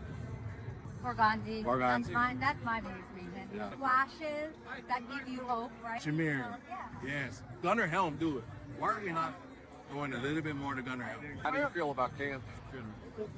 I like the kid. I really do. I like his demeanor. I like his goldfish mentality. You know, I think he needs a mentor. Yeah. I think he needs a veteran mentor, a veteran president. I think he needs composition. Yeah. I think he needs an O-line that'll protect him better. Man, I'm going to still ride with him. It's hard, but there's a lot of other players on the team too. So it takes more than one person to win the game, man. So I'm going to stick with him. Hopefully, with some new players coming in next year, maybe we can turn the team around. Gresham, man, just want to see the movements to come together better and footwork and everything. I like them. I just want to see it keep going, man. I want to see him give them a chance, not just a one-year thing. It's getting pairs of like. All right, so it's halftime. We're going to do something I've never done. We're going to go to the 300 level at Nissan Stadium and talk to Titans fans. Titans are actually winning. They're 3-0, but they're winning. I don't know if the audience can see the scaling that we are about to do to go talk to the real people on what's going on with the Tennessee Titans. This is about to be an endeavor that I don't know how I feel about. Let's go. All right, so we made it up to the 300. I've never been up to the 300 level in Nissan Stadium. We're trying to figure out why people are still coming to these games. Why did you come there? I slept in the parking lot. This parking lot? No, away from my Airbnb, long ways away. Okay, are you in from out of town? Yes. All right, where? George Kittle. It means Iowa. Iowa. What'd y'all do last night? Broadway? I don't remember. At all? I don't. The entire day? My fiance is pissed. We lost. So was the Titans game just kind of like an add-on? Hey, the tickets are cheap. $18. We got the whole crew before. $18 ticket. And like $30 chicken wings. It was sick. What do you think of the product on the field so far? Awful. They could score more points for sure. That's Mr. Steal Your Girl. Look around, show the people. Show the people what they want. Steal Your Girl too. Man, I've been a season ticket holder since the day one, brother. And you're checking out the new digs, yeah? Yeah. So we were just looking at, man. We got seats over there too. We're hoping that maybe the team will turn around when we get over there. So what gives you hope that they can? Or are we kind of in a situation waiting to see? And I hope that we just get some new coaches in here. So maybe we can turn the team around with new employees, I suppose. Maybe get a whole new staff. Then maybe we can get some more draft picks, and maybe we can turn the table around. How do you feel about the people running? Probably the same as everybody does. It ain't the best situation, man. I've never been up to the 300 level before. But Yeah. This is new territory for me. No, we got good seats here, 312, 50-yard line in the load section. I think it's the best seats in the house, honestly. What's your best memory being a Titans fan? Definitely. I never really went to the playoffs, even though we lost to the Bengals. But that was my favorite memory. Of course, Music City Miracle, but Were you here? no, hell no, man. I was like freaking 12, I think. So the freaking playoffs, We won, I think. Yeah. 2019. Oh, wait, not 21. 21 was the number one overall seed. That's the biggest. Yeah, but that was honestly my first game, like first time coming to the stadium. Like, I was in attendance for the Music City Miracle. Right. It's got to be the big game. Because a lot of people say they were here. Oh, Man, probably getting to come with my little brother. I'm getting to come with my father. what's your worst memory? The AFC Championship game in Kansas City. Super Bowl. Yeah, the Super Bowl. Yeah, they're losing in the Super Bowl. Y'all were the first ones to bring up the Super Bowl. I've gotten way more Bengals playoff. Being raised as a Titans fan our whole life, man. It's just, even though when we're bad, we're still loyal, I suppose, man. So we just wrapped up with Cam Ward and Mike McCoy and talking to you guys all day long. Titans obviously lost 16-13. Ugly game. 38-yard completion of Chig at the end. You thought might give them a chance, but they're ultimately not able to get the stop. But it's just kind of where things are right now. So, I guess Titans fans are of mixed opinion is what we learned today on everything. Hopefully JT doesn't get hit by this cart that's rolling by him. And JT did a great job today. You can catch him on the A to Z Sports Morning Show, but he's got the unenviable task of putting all this together and showing you all the people that we talked to today about the state of the Tennessee Titans. Godspeed. All right. So that is available in its entirety on the A to Z Sports YouTube channel, and it was fun. I assume you've been to the 300 level before. Have you not? Oh, you didn't mention it 80 times. No, that was groundbreaking stuff. Hey, what do you think about the state of the franchise? Not good. Yep, 1-9. By the way, I make more money than you. I've never been to the 300 level. So it was about 6 minutes of that. So great job by you. I'm glad you didn't waste your Titans game day. That's good. That's good. Oh, yeah, because the alternative was much more productive. I feel like it probably would have been. I don't think that's true. I'm just glad you had a good time. I did. I had a good time up there with the Poors. I liked that lady from Hawaii. She seemed like a very nice lady. And her husband? I didn't notice him. Unremarkable. Unremarkable. There was a bunch more. We interviewed a couple of people that were dressed as, like, I guess, what do you call them? Soldiers? I don't know. Like in Greek war attire. I don't know what the proper term would be. Or like Titans? Yeah, but aren't Titans like gods? Like, they weren't dressed as gods. They were dressed like they had like a sword, like, a plastic sword or whatever. We interviewed a handful of different people that apparently didn't make the cut for JT. But on the whole, I mean, the biggest takeaway was Mike Borgonzi is the only reason that people are optimistic. And I honestly, there was a lot more mixed reviews on Cam Ward than I was expecting from talking to Titans fans. What were you expecting? I don't know. I thought that just generally the hope of a first round, and I know they're 1-9 and he's not been good or anything like that, but I thought that would carry more weight than it seemed to for the people who are still showing up. Like, I feel like that's way more online dialogue than it was based on the sample size of people that I talked to. Well, Borgonzi and Cam, I suppose, have of the most important figures for the Titans' future. They have the cleanest slate, I guess, as much as you can have in the midst of a 1-9 season. And Cam, I guess, doesn't, because he's like as associated with this team as anybody because he's starting every game at quarterback. Yeah, but there's an asterisk there. Like, there just is. That he's a rookie and the obstacles he's had to overcome with the lack of options at receivers the season's gone on, the disappointment of the offensive line play this year, and the defenses he's had to face. I don't know if you saw this graphic that Zach put out yesterday on the, I guess, the poor luck the Titans have had with their fourth-place schedule, especially in the first half of the year. Does feel like it lightens up a little bit, and you don't have to see the Rams front, and you're done with the Texans. I'm sorry, who do they play this Sunday? The Seahawks. Man, is this the worst fourth-place schedule of all time? It's going to be a little easier on him this Sunday, huh? And you still got to see Myles Garrett, That's too. what I'm saying. Like, what are you looking at? Seattle's going to put 35 on them. Still got to see Kansas City. Like, that's actually, just the sacks. Kansas, huh? That's just the sacks. 35. Seattle will match the entire season sack total against Cam Ward. San Francisco on the road. This is the worst last place schedule I think I have ever seen in my life. How did this happen?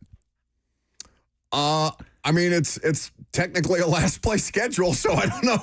Like, what do we, like, what, come on. Like, we couldn't, the Patriots are over here just cruising. No, they are. And they're a good football team. Like, credit to them. Sure. But it is night and day difference. Like, if you gave the Titans the Patriots schedule, they would not be 9-2. Nobody's going to make that argument. Of course.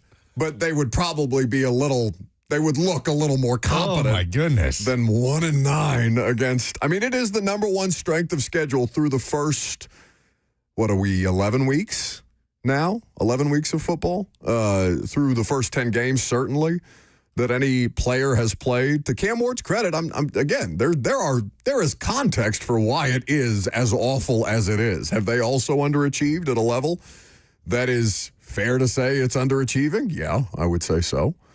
But it's not like it's been an easy... They are both bad and deeply unlucky. Can we agree? They are both of these things. Sure. They are bad Both and they can are be true. deeply unlucky in terms of the draw of this year. So, but I do think that the Borgonzi thing, I mean, it makes the most sense. Now, I don't know how many people, because the situation is at least optically convoluted. Like, there was a lot of mention of Brinker.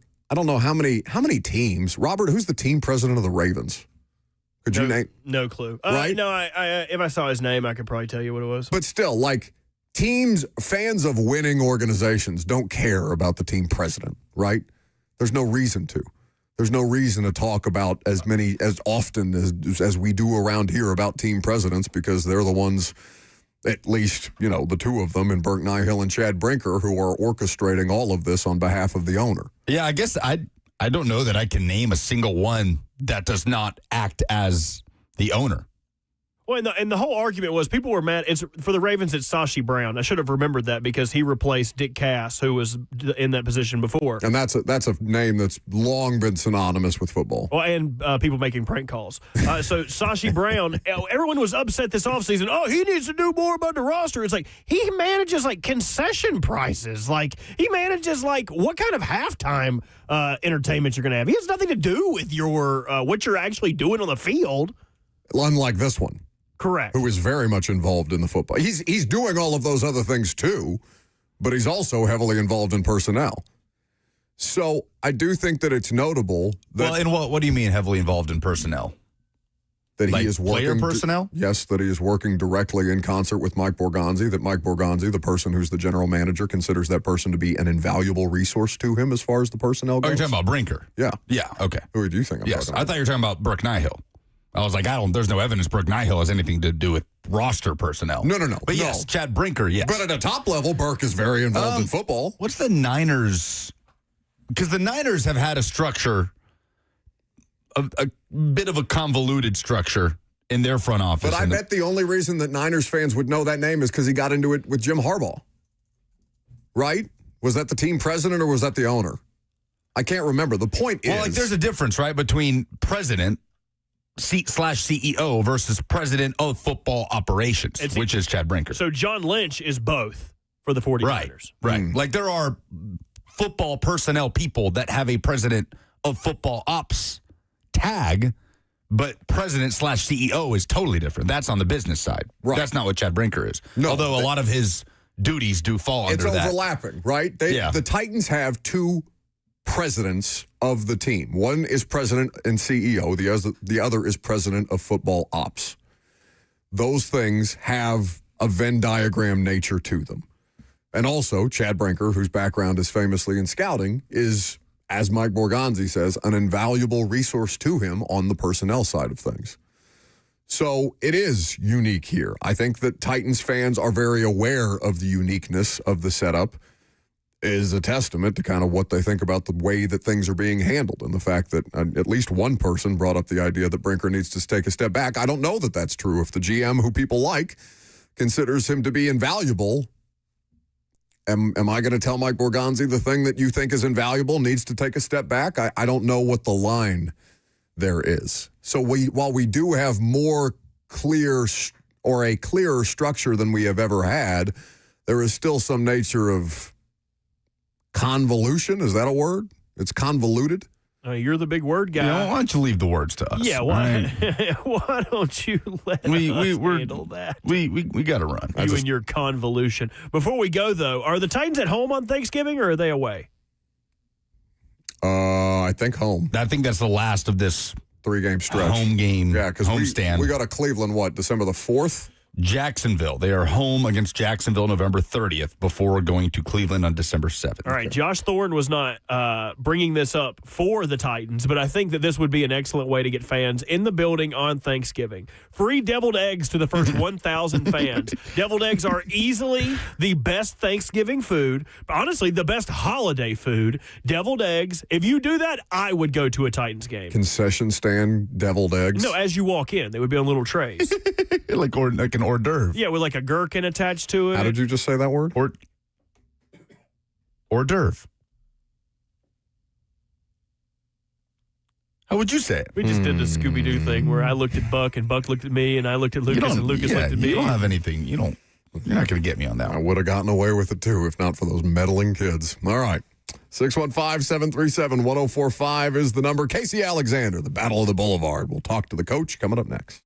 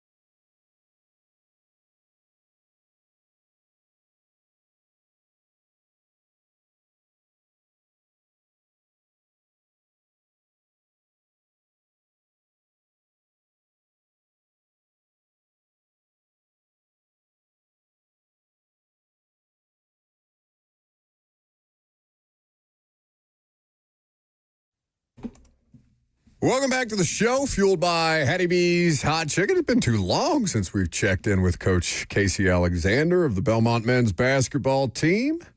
The 152nd installment of the Battle of the Boulevard taking place. Lucas is actually going to be doing sidelines during a game. Coach, thanks for stopping by. Good to see you, buddy. What's up, guys? How we doing? We're doing just fine. I fully expected you to come on here and take a shot at me about my basketball team, but my basketball team is ranked, and you can't do that. Made it about you in record time before a huge game for Belmont tonight. He started it. All right. When I get DMs from Casey about Indiana basketball struggling, I feel entitled to make it about me as soon as humanly possible. Look, I'm so happy for you. That's the reason I'm here. Just to pat you on the back. That's all I want. You guys obviously look forward to this game each and every year, and you're off to a good start to the season at this point in time, Casey. What do you enjoy most about this matchup, despite it being an annual thing that you know you're gonna go through and have your guys ready for no matter when you play it? Yeah, there's a set of nerves that comes along with this game, but it's just it's so meaningful to so many people on both sides, and it's been a kind of a long-standing Nashville tradition for a long time, and so that's what makes it fun. When people care about what you're doing, and it's visible that they do, then that enhances the night. Coach, what do people not know about the Battle of the Boulevard from you, who obviously you have so much perspective on it as a player, as a head coach on both sides of it? What is maybe a misconception or something that people don't pay enough attention to that they might not know about one of the best mid-major rivalries in all of college hoops? Yeah, I think the real answer to that is that it was an NAIA small college rivalry for a long time before it was a mid-major rivalry, and that's where it started. I mean, it was two local schools before professional sports were in town that had passionate fan bases, and two schools that are very similarly aligned, that recruited the same players, had Hall of Fame coaches, were top 10 teams in the country every year, playing for conference championships and seeding and everything else, and that's where it started. And then, over the last 30 years, Belmont goes Division I, and then 4 or 5 years later, Lipscomb joins, and we're in the same league, which was the ASUN for a while. First time Belmont ever goes to the NCAA tournament was an overtime win in the championship game against Lipscomb in 2006. And there's just been so many great actual individual games that people have been a part of. It's made for must-see TV or in-person watching. You guys have gotten off to a nice start to the season, 3-0, scoring at a high clip, 87 against Tennessee State, 83-60 win at Oral Roberts as you come back home. Leading into this season, how fun was it for you to have a team that returned a lot of players from last year and just to be able to supplement that with freshmen and in the portal rather than building out your roster in the portal, Casey, which has kind of been, what most mid-major programs have had to get accustomed to over the last few years? Yeah, it's made all the difference. Just the quality of life that we have as coaches and as the people in the program has been so significantly better because we did not have to start over as we had in the few previous years. But it doesn't necessarily mean your team's going to be better. You still have a lot of work to do, but your entry point to the season is much farther down the line than it is when you have a virtually brand new roster, and you're teaching culture, you're teaching terminology, you're teaching everything for the first time. We haven't had to deal with that, and it's really helped us early in the season. Just like Coach said, he's happy for me. I'm happy for you, Casey, that your quality of life is better without having to pillage the portal.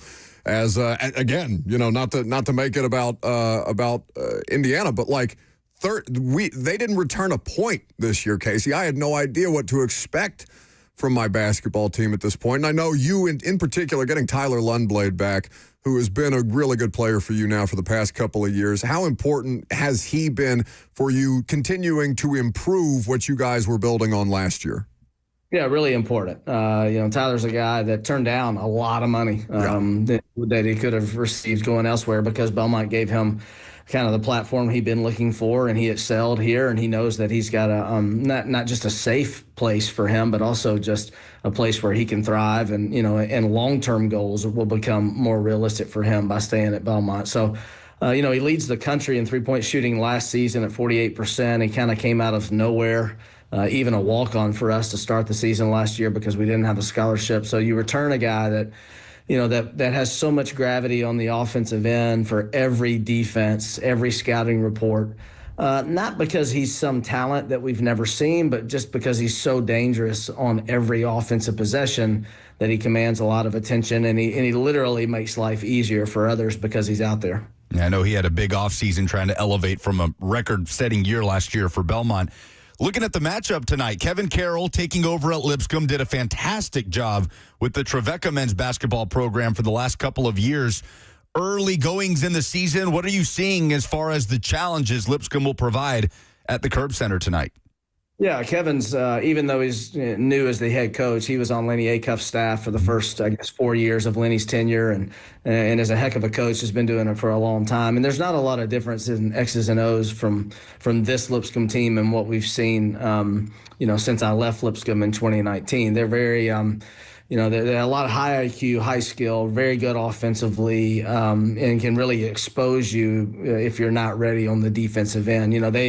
They do have a lot of new faces, though, and even though they're doing a lot of the same things, it's a new coach. So they're probably fighting some of those scenarios that we talked about earlier that we have not had to face, but that's also concerning for us as coaches. You're a little bit more in the dark as far as what you might see or might not see.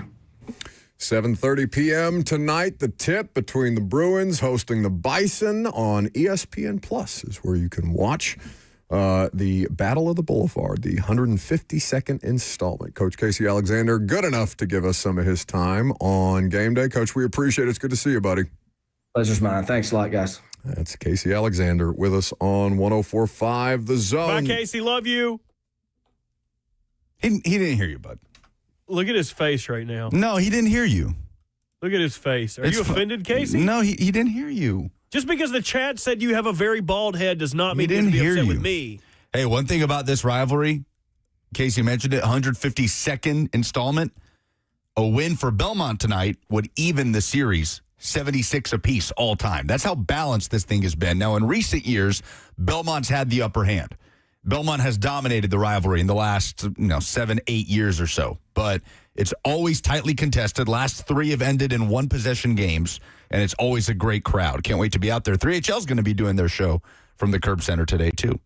He did look sad on that freeze frame. Just disappointed. I think it's because Lucas made fun of his hair. What? Or lack thereof. What did you say about his noggin? It's not very nice. It's very unprofessional, especially for somebody who's going to be doing sidelines tonight. I can't believe that you would say there has not been a basketball coach whose head looked more like a basketball in the history of basketball. You're not going to get me with this. Why would you say that, dude? You're not going to get me with offensive. This. It's got a great-looking head, great shape. I'm going to rise above this. It's ridiculous. Would be a first. Like Belmont will do above the rim tonight as they take on who they playing? Lipscomb Academy. No, just Lipscomb. Just Lipscomb. Lipscomb Academy is that would be school. A high school. The scum of Shadows right now. No, go dude, now. Come on. You and your wheezing, gasping, sick voice. Go. Oh my God! It literally sounded like he evaporated. Look at him gasping for air back there. Just a cloud of dust back there. Vandy's rooting guide for the college football playoff path. We'll talk about it next.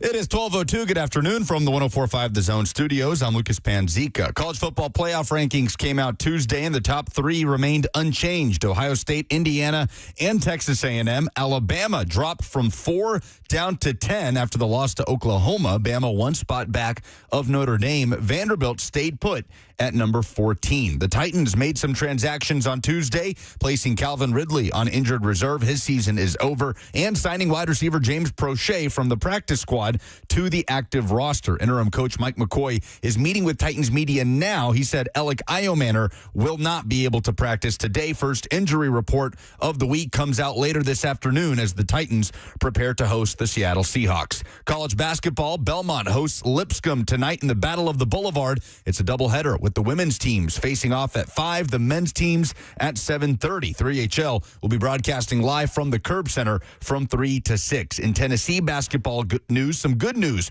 coming from Knoxville. Multiple reports stating that Vols forward J.P. Estrella's knee injury from the win over Rice earlier this week was not long-term, and it is a bone bruise that could put him out for a few games. For all your foundation repairs and waterproofing needs, visit USSTN.com. Breaking news at once on your home for the Titans and Vols. This is 104.5 The Zone.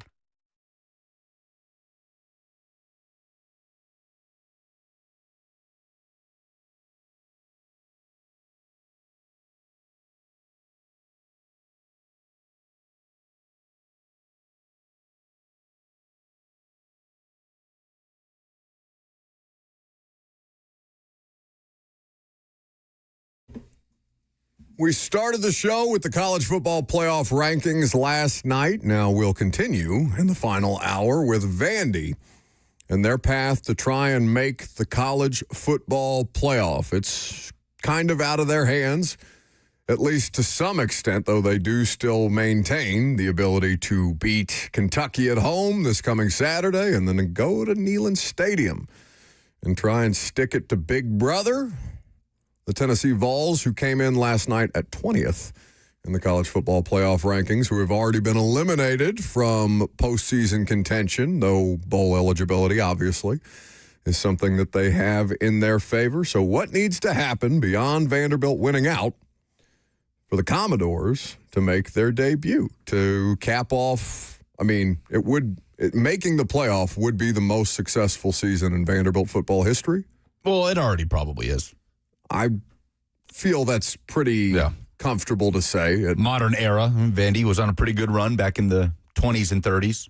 But I'm not even saying that tongue-in-cheek. No, I know. 20s and 30s, they were a wagon. It's literally why Robert Neyland was hired to beat Vanderbilt as Tennessee's head coach. But, yes, in the modern era, even if Vandy loses to Tennessee, a 9-3 regular season, and to be in the discussion for the entirety of the year, to me, is far and away the best year in modern Vanderbilt history.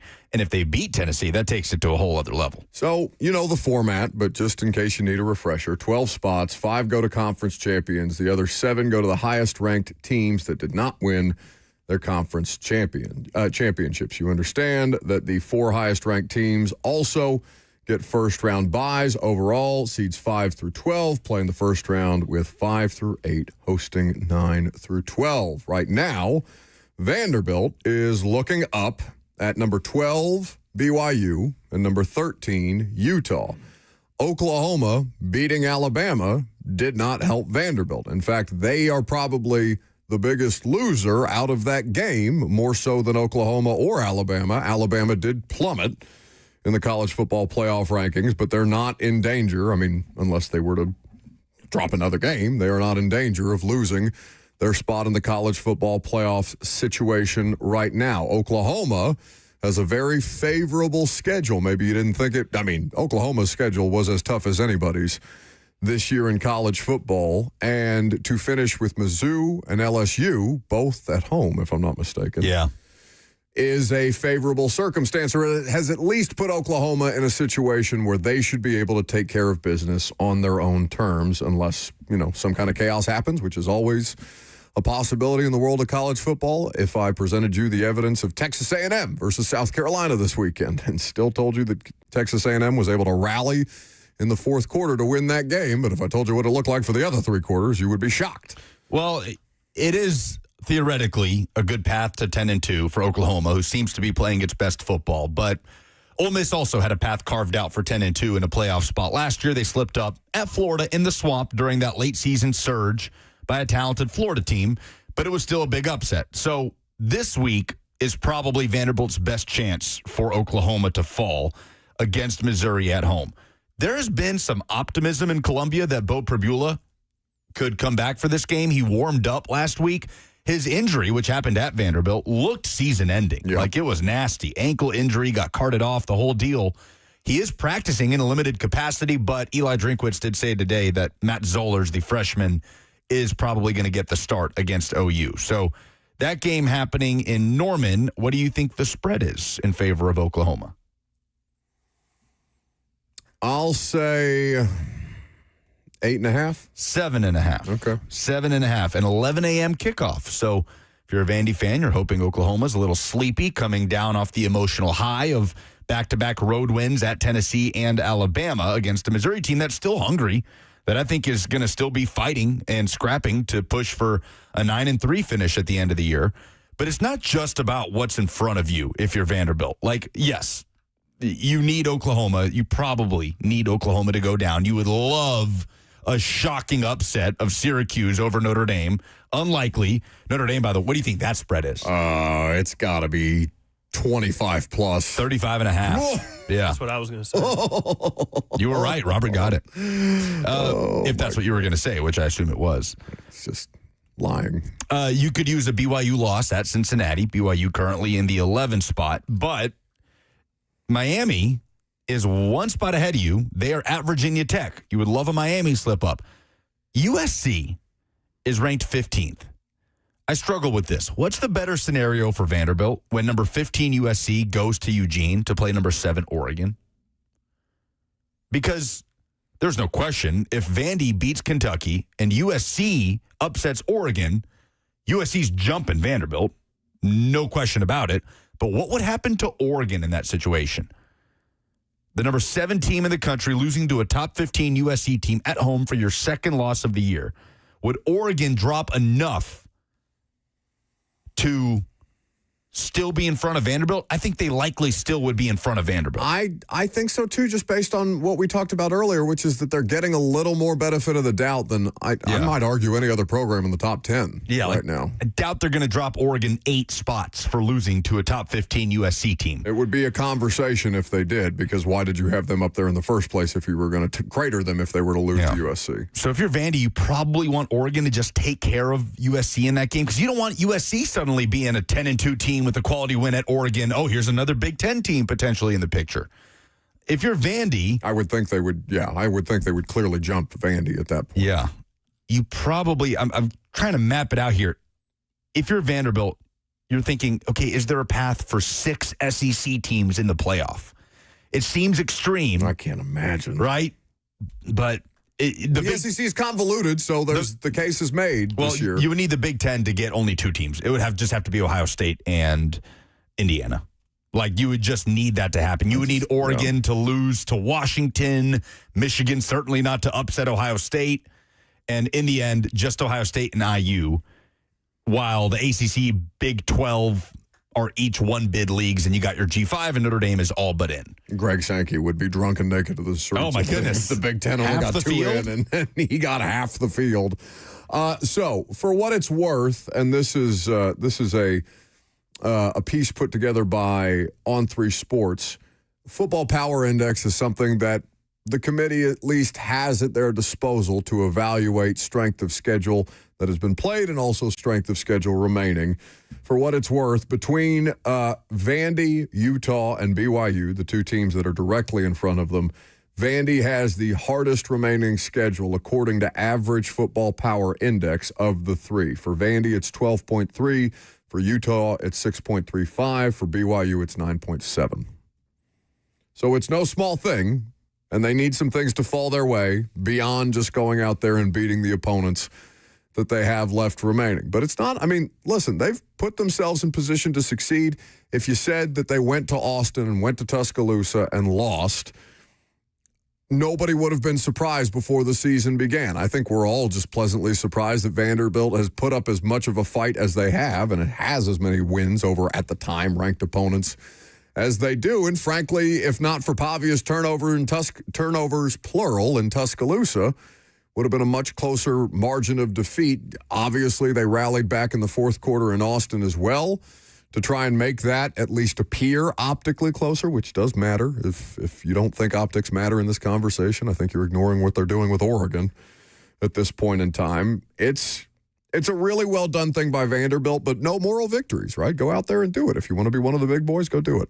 Bryce on the F&M Bank chat says, Vandy really just needs to root for Mizzou, but it's not. It's not just Mizzou. I don't think it's that simple. Well, let's say Mizzou knocks off Oklahoma, okay, and they plummet OU from 8 to 14, and Vanderbilt moves up a spot. Like, you still have so many obstacles right now, and it's probably going to be the case the rest of the season. The top 10 that you see in the rankings are the ones getting in, because the highest-ranked ACC team, the ACC champ, likely isn't going to be a top 12 team. And the G5, the best G5 squad, definitely is not going to be a top 12 team. So you really have to get into the top 10 if you're Vanderbilt. And standing between you and the top 10 are Miami, Utah, BYU, and Alabama, who currently holds that last spot in the top 10. And Oklahoma, certainly, if they were to slip up, would fall out of the top 10. Okay, that frees up a spot. But the committee has shown us it would be okay with putting 3 Big 12 teams in. Texas Tech right now is firmly in. They're likely to play BYU in the Big 12 title game if BYU takes care of Cincinnati and UCF to close out the year. And Utah sitting there with a manageable schedule, currently with 2 losses and at 12. If that all holds up, highly doubt they're going to punish the loser of the Big 12 championship game and boot them out of the playoff picture. So suddenly you look at it, and there are a lot of things that Vanderbilt needs to happen on top of obviously having to go win at home against Kentucky and at Tennessee. And you're still up against some level of subjectivity, because I think the people's gripes with Notre Dame being ranked above Miami or being ranked above Alabama at this point in time are fair, given what Notre Dame has done versus what certainly Alabama. I mean, I get that you've lost 2 games and that your first loss is as unfavorable as any loss of any team that's existing in this air, but it's a tough argument to make to say that Notre Dame should be above those 2 in particular. It's unfortunate for Vandy that LSU has had the season that they've had. Yeah. And South Carolina, for that matter. Should we attempt to do some Titans talk? Shall we? Okay. Robert, what's the idea that you have in front of us? So the Titans have a number of holes on the roster going into 2026 where Titans are optimistic that the draft and free agency would be able to fill those holes. But what if those holes could be filled by someone on the roster already? We'll take a look around the roster and see if there are any answers to the questions that 2026 will ask on the Titans roster right now. Next.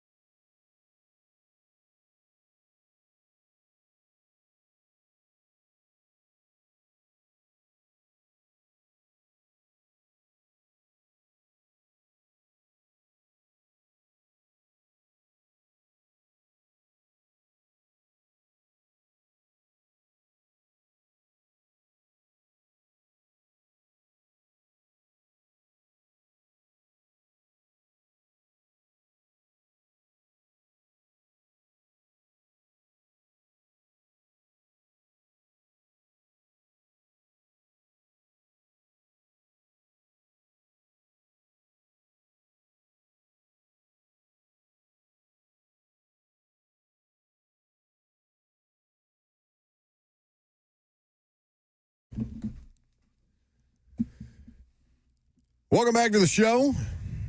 Fueled by Hattie B's Hot Chicken. It's lunchtime. You should be thinking about Hattie B's. I'm always thinking about Hattie B's, but particularly at lunchtime.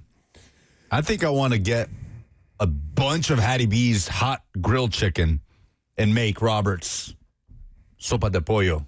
Listen, love Hattie B's, but I'm done pitching ideas. They don't want my help. They don't need my help. No, he wasn't here when you offered them the ingenious, I don't say many nice things to you, but this was in fact an ingenious idea of hot chicken, white chili. Yeah, so you've had white chicken chili before. Of course. So I think Hattie B should make a white hot chicken chili. They're already making a cheesy hot chicken dip for your Thanksgiving. I don't like when he groans and grunts into the microphone. See, anytime he starts talking about food, for a lot of people it's sex where they start to grit their teeth like that. But Lucas, when he starts to talk about food, like he starts to gnash his teeth like somebody who is sexually aroused by it. It is literally what I live for. I understand that, bud. It's the most beautiful thing in life. It feels like an HR violation every time we're in here and he starts talking about food. Maybe we should just start making our own inventions with Hattie B's food. Oh, like their Joyland chicken biscuit? Yes, we just do our own? We make our own collabs. Well, you could very well make a hot chicken chili with Hattie B's chicken. Just buy a bunch of Hattie B's grilled chicken. I might have to do that. It would help clean me out. God. I mean, my nose, like, obviously. Yeah, that's what I thought you meant. They also have a Thanksgiving hot turkey for people who are not interested in doing their own Thanksgiving turkey. Hattie B's will do it for you, yes? Yes, and giblet gravy. Well done. Alec Imander's not practicing today. Oh, his giblets are cooked. Chimere DK. Well, his hamstrings are cooked, not his giblets. Oh, that's true. DK, according to Jim Wyatt, is set to practice today. From his chest contusion. Chest contusion. So that could have been an injury to his giblets. I don't think so. Well, I mean, giblets are innards and a neck. Neck can also be a giblet. Fair enough. Bit of a reach. Jeff Simmons, Kevin Zeitler, Tajay Spears, among the players having a rest day as well. So they are not expected to be out there on the practice field at this point in time. What do you think of Jeff Simmons' comments and the idea that people in the locker room might take it personally post-game? No, because I feel like everybody externally said he's right. Yeah. Like nobody else in that locker really is equipped to say, to start calling out other sides of the ball. But I thought about this more the other day. Jeff Simmons has been answering the same version of these questions for 3 years as they lose all these games. I don't know what else. I don't know if Jeff's just run out of things to say. What more could he say about the defensive performance? Yeah, Nico Collins made a play on 3rd and 16, and we lost the game. But every other snap that the defense played on Sunday was, basically to the standard of what they expected to be. They just can't score, and so the dam finally broke. Yeah, I mean, Lloyd Cushenberry did not seem to take any issue with it when he spoke the other day and was asked about it. It's not really anything that anybody can argue with, right? No, I wouldn't. So, and that's your biggest leader. And it's not like he's not being crass and unprofessional about it. He's saying we need to play complementary football. Yeah, that's also a team thing. Like, yes, he mentioned the 3 and outs, but that is by definition not playing complementary football. It'd be different, I think, if he's out there saying, well, defense did our job today. We did our job. Offense didn't show up. But he's talking about playing complementary football as a team. Which is more what that Bengals running back did, right? Chase Brown? A little bit. But he also mentioned earlier in the year that, they had our back when we were struggling. And now, I don't know. Yeah, but in a way, yes. He called them out a little more aggressively, I would say. But also, if it did piss you off, good. I would agree. That's my argument. I'm glad this pissed you off. Finally, somebody who is not upset about playing on this team upset and wanting to do something about it. I agree. 2026 fixes that are already on the 2025 roster. How many could you name? Is J.C. Latham doing his job in the right tackle fix? I would argue no. Now, I'm not advocating that they move on from the 7th overall pick in the draft 2 years into his career. I don't think that it's fair to give up on J.C. Latham just because he's underperformed. But the offensive line situation is as much in flux next year as any other position. I don't expect Lloyd Cushenberry to be on this team next year. I'd be surprised. Yeah, the problem is some of the players that you need to be part of the fix at the very least, it's hard to say with the degree of confidence right now. Like Femi Oladejo, he's your second-round pick. He needs to be part of the pass rush moving forward. And to be honest, yes, the pass rush is something that the Titans will have to address in the offseason. But that's probably the area where they have performed the most above expectation, right? We thought they were going to be the worst pass rush in football. Yeah, and I think it's 6 games. The last 6 games, they've had 22 sacks. So the genesis of this idea for me was if you thought coming into this year they had a number of holes to fill again, but one of the larger holes was the linebacker next to Cody Barton, where we had kind of penciled in James Williams, like he's getting all these snaps in preseason. It wasn't until about the 3rd preseason game that we really saw, like, hey, Cedric Gray is kind of being a tear here. I don't think anybody in August, July, June, anything before the season started would have said Cedric Gray will be the type of impact player that he is right now. He's been awesome. So who is that right now on this team that can make an impact next year? And when you're looking at the largest area of needs where there would be an opportunity, or at least opportunity cost would be very low for someone to make an impact, I would look at corner, where I don't think anybody that's playing corner on this team right now should be playing corner on this team next year, sans Marcus Harris. Yeah. And even then. But at pass rusher, I do think that there are a number of players who, whether it's through developmental advancement or they just have more opportunities because the landscape is more barren than it is this year, I think Jalen Harrell and Femi both have chances to help this team if they're able to take a Cedric Gray-esque leap. If that makes sense. I'm not even thinking about them. I think you need Jihad Ward back. He's on a 1-year deal. He's been good. He's not been as statistically impressive as Draymond Jones was, but Jihad Ward is a good player. He's been solid. And Arden's in the last year of his deal? Arden's in the last year of his deal. And I like Arden personally, but Arden is not somebody that I would bang the table on to bring back unless he is going to be relegated to a more role player type of situation on a much more friendly deal that way. I think Jihad Ward, for the sake of a young locker room, needs to be back here. He's a positive force on the field and off the field. He's a good locker room player. He's a player that understands nuance and context, and that's why I bring up the idea of Jeff, because Jihad Ward was asked about this on Monday, and he was one of the podium players, and he goes, I don't do the blame game.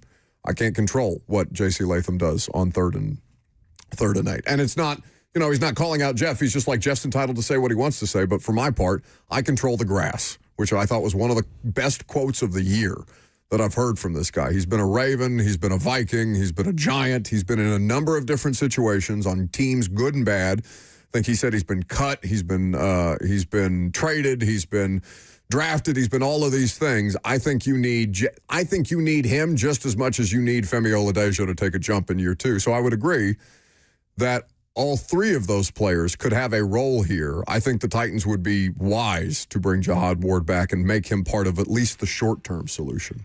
I don't think an Arden Key return would be totally out of the question if he plays well down the stretch. But, yeah, you could set up to where Femi Oladejo is your kind of developmental piece that you need to make a leap in year 2 with Jalen Harrell, who Robert mentioned, and to bring back a Jihad Ward or an Arden Key and supplement that with a high draft pick on an edge rusher, which hasn't happened here. When's the last time the Titans drafted an edge rusher? Derek Morgan with the first-round pick.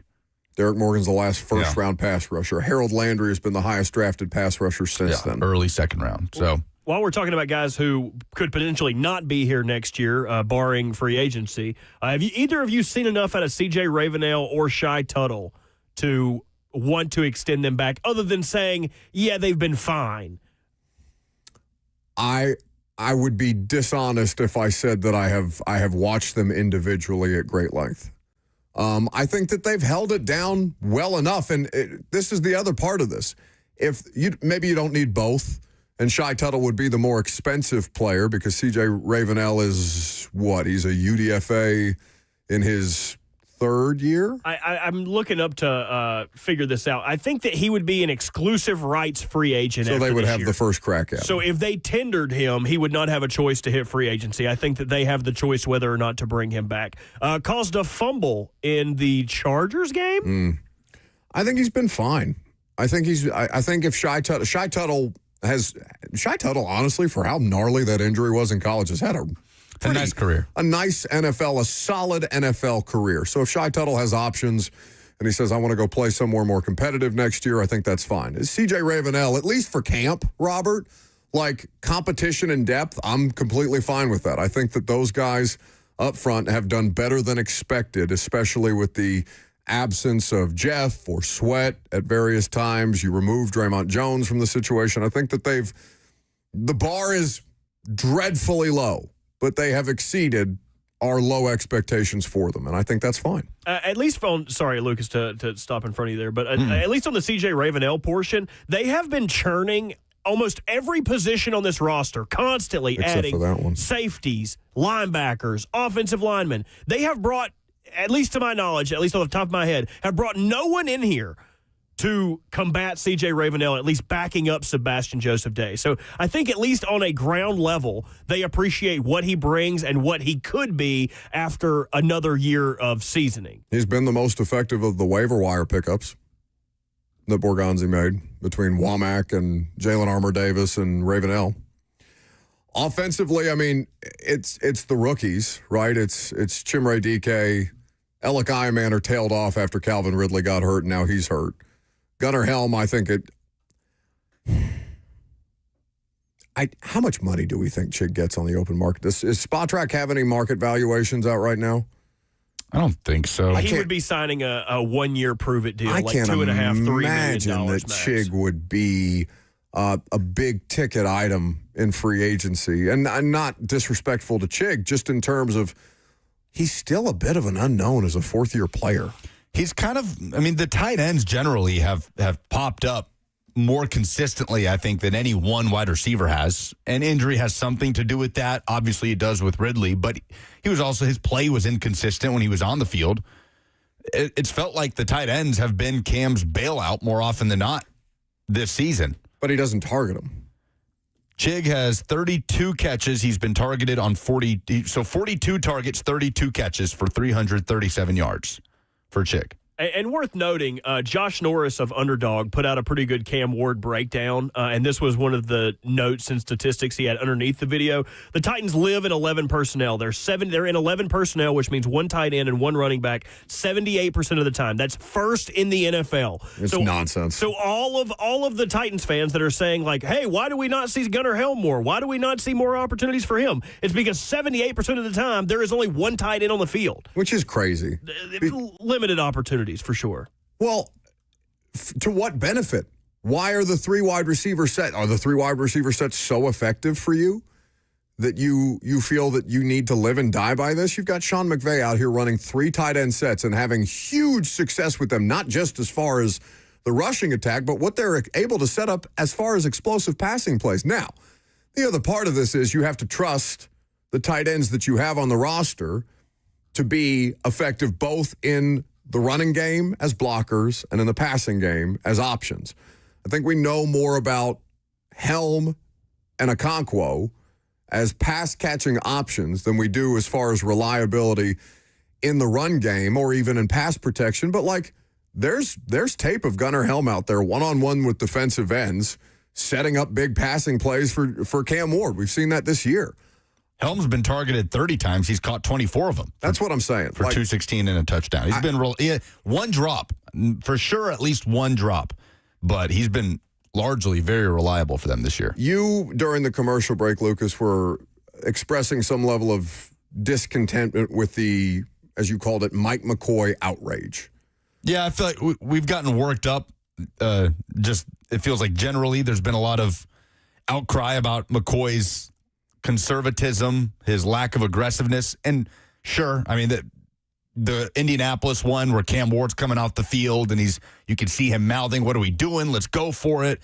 Obviously, you can make an argument that they should have gone for it against Houston, but I feel like we're kind of wasting our breath and energy on the interim coach's decisions on going forward on fourth down. Like, I get that it's kind of this, what do we have to lose here? Let's see if the rookie quarterback can go get a score. But end of the day, like, how much is Mike McCoy's decision to go for it on 4th and 2 on the 30 really impacting Cam Ward's development? In the end, he's an interim coach. I think we're kind of wasting our breath on that a little bit. I don't think it's a waste of breath. I think it's a fair criticism, but I'm not saying it's not a fair criticism. I'm just like the outrage over it. It's like, okay, I'm not calling for Mike McCoy to be fired as the first interim coach to be fired just because he didn't go for it on 4th and 2 from the 28. But is not a more fair criticism their lack of adaptation with personnel, where there's clearly more effective. Where they would be more effective with 2 tight ends on the field than they would this collection of wide receivers. Maybe we see that development this week. God knows they're going to need extra blockers in this week. Seattle, man, it's going to be a bloodbath, right? I mean, there's no other way to say that. I know you theoretically give yourself a chance any given Sunday, but this does not feel like one of them Sundays. They've played close games the last 2 games, but I just can't imagine that Seattle doesn't just whip their ass. So maybe we do see that development this week, if for no other reason, the preservation of Cam Ward, and you're just going to have extra blockers all over the place. And the lack of receivers. I mean, well, that's the other especially thing. If, let's say, DK practicing today is a good sign, but let's say Ellick is out, then does that finally mean the Restrepo call-up? I don't care. They keep signing so many receivers to the practice squad that it's like, dude, he's going to get passed by like Lance McCutcheon. Like, is it okay if he's just here because he's Cam's buddy? Is that okay? Yeah. Can that just be the end of the discussion? I think so. I think that's fine. I think that's fine. I don't care about the Xavier Restrepo thing. It's not some great. It's not some some conspiracy theory that they're just trying to keep a good man down. Get out of here. Yeah, I think the whole league has told you over and over. What Xavier Restrepo is, and that's okay. God almighty. But at some point, like, this stuff is piling up, man. That's fine. If Ellick can't go, I'll be very interested to see what that looks like on Sunday. They added 2 more receivers to the practice squad yesterday. Yeah, I don't know Lance McCutcheon, who was here a couple weeks ago. And part of that's probably the fact that they want more depth of people that can return kicks as much as it is they need bodies to play wide receiver. Like, if he's out there, if he is active, because not only would he have to be called up, he would then have to be activated, which we've seen them call up a player. They called up James Prochet earlier in the year when Calvin Ridley was dealing with injury, just not even to make him active on a game day. Yeah, and he is on the active roster as of yesterday. Your buddy, the war criminal. Yeah, I'd rather move on. The biggest hole on offense that the Titans have to fill outside of things that rookies would be contributing to, in my opinion, is something we would have the least amount of information on because practice reports are not going to be super detailed on backed-up offensive linemen. Yeah. But Kevin Zeitler's right guard spot. Do we know enough about Jackson Slater or the other cat out of Jacksonville State, Clay Webb, to think that either one of these dudes would even be in contention for that right guard job in year 2? I mean, they're going to be in contention because they'll be on the roster and Zeitler won't be. But you would think that they would add better competition, either a veteran or a draft pick, that they would slide in there. There's nothing clear and obvious about 3 of the 5 spots on the Titans' offensive line. They don't have a solution at center. They don't have at least a future solution at center. Not at right guard. I would still argue they don't have a future solution at right tackle based on JC's 2025 so far, which is the biggest indictment of any of it, and JC needs to get his act together. Was the contract for Cushenberry the largest ever given to a free agent center? In terms of guaranteed money. In terms of guaranteed money. Yeah. If you would like to do that again this offseason, I think you would have the opportunity to do so with Tyler Linderbaum. I don't think Borgonzi's going to do that. Well, if somebody's going to pay him, just pay him a lot of money so I can get a good comp pick. We've gotten a text about the hot chicken chili. Have we? We have. No. Oh, I didn't get a text. From our Hattie B's gods. Oh. Did they send me a cease and desist? No, in fact, they're going to encourage your bad behavior. Find out next.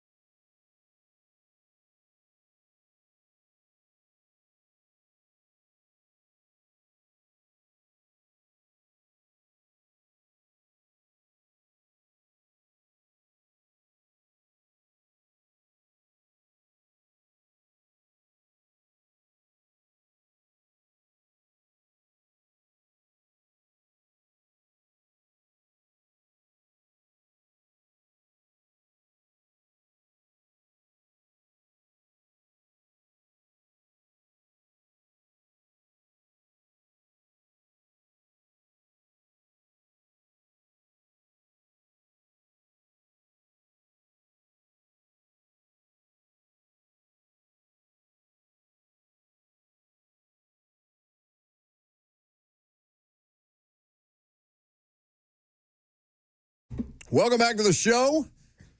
Fueled by the thing that'll get your blood boiling red hot, Hattie B's Hot Chicken, where we have received a text from the hot chicken overlords, i.e.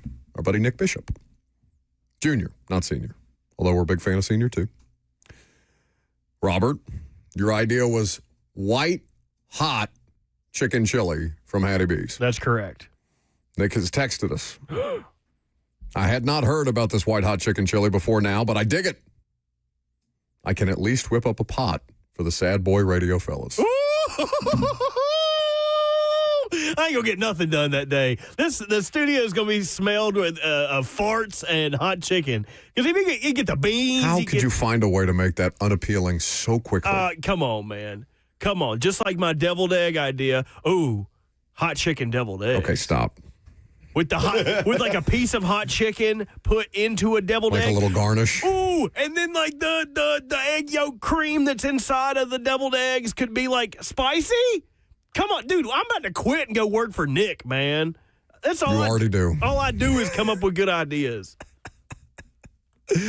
So perhaps we will be able to sample some Hattie B's white hot chicken chili. Not a menu item, but a specialty sad boy radio item.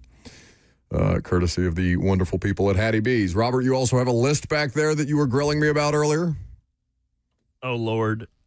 So I saw this, and I instantly thought, oh, I am not a green flag man. If you guys are familiar, green flags are good things about men, red flags, I mean, really anything. Red flags, obviously, a bad thing. In terms of dating, in terms of relationship, in terms of general existence. Yes. So someone put out on Twitter, green flags in a man's apartment. And as I was going through this list, I realized that I have probably none of these things, and you have every single one of them. Me? List them. Expensive candles. Yes. Oh, I love candles. Lucas has those. You're one for one. Big candle My guy. most expensive candle is the one we made in the Gulch. Oh, yeah. You can't believe you still have that. That was a year ago. It wasn't that long ago. It was a year ago. I remember because we walked up the street and watched Tennessee, Mississippi State, where Nico Iamaleava got the concussion and Gaston Mora to finish the game out. Dang. I bought a candle on Saturday for $32. Oh, that's not too bad. I didn't think it was too bad. I feel like we have to get this Stoney's seasonal scents thing off the ground as well while we're talking about candles. Number 2, nice hand soap. Buck in his downstairs bathroom has one of the most delightful hand soaps I've ever smelled in my life. Nicer than anything in my granny's or aunt's houses. It's true. Number 3, actual toilet paper and not single-ply situation, which is a recession indicator, kids. Come on. Yeah, that's what I'm saying. My toilet paper is either something I have stolen from something I have purchased at another place. Definitely not something I've borrowed from either mine or my significant other's workplace. I'm surprised you haven't stolen the toilet paper out of my house before. I haven't thought about that. But anyway, moving on. No clothes on the floor. No. I have hella clothes on the floor. And I also have a problem with clean things being in a pile and just being like, okay, I'll fold these sometime, and then sometime never comes. No dishes in the sink. I think that might be my first one. You have literally never had, I don't think you eat. I think that you just have like a drip put in with the nutrients necessary to live. Because I've never seen a dirty dish, daggum glass. There was a while that I was Uber eating every meal because I didn't want to cook, but now I do cook. I made an omelet today with some hot garlic, some onions, some green peppers, some tomatoes. I put a little bit of ham in there. I fried the ham beforehand, put a little olive oil in the pan. It was delightful. I also can't stand dirty dishes in the sink. See, it's funny because you live with 2 other dudes. You are probably also more of a green flag man than I am. Uses face wash. I don't think I've ever washed my face with anything other than water. Oh, come on. Never. Why would you do that? I have different face wash for the morning than I do in the evening. That makes absolutely no sense. I have a charcoal bar of face wash that I use in the morning, and then I have cleanser that I use at night. Washing your face is akin to redoing your bed after you get out of it in the morning. I do it every morning. You're going to get back into it. I have cleaning ladies, and I still make my bed. No one is going to see your bedroom, and if they are, they already made the decision. All right, continue. I want to hear how great I am. Continue on. Okay, plants that are alive. I have plants. I have a lot of plants. I'm a green flag man. Owns a hairbrush. I don't own a hairbrush. I use comb. Cheyenne's. Yeah, I have a beard brush. I have a beard brush and I have a comb. Wine glasses that aren't stolen from a bar, I'm out. I don't even think I have wine glasses. They're actually margarita I glasses. have the wine glasses that look like a fishbowl.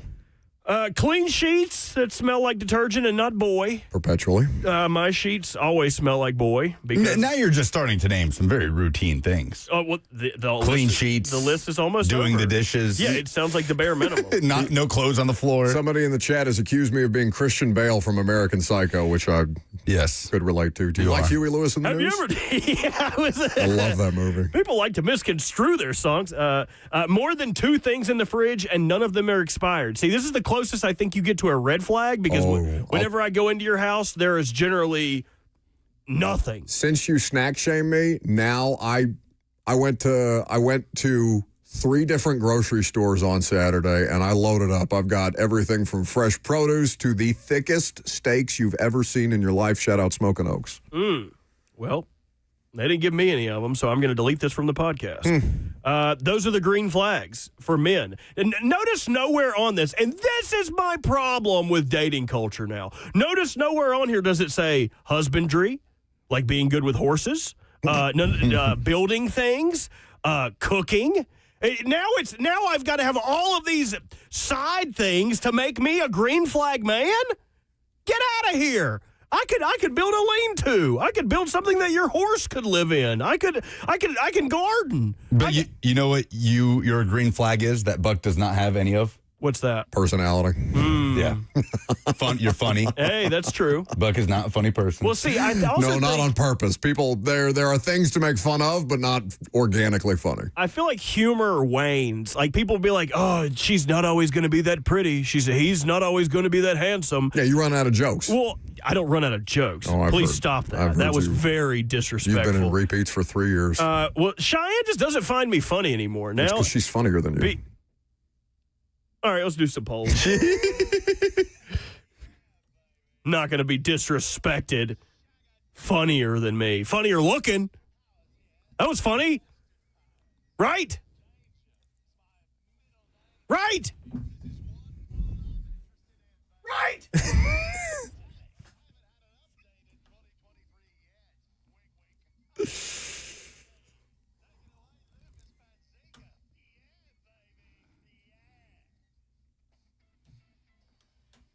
Two Rivers Ford. Those are the polls.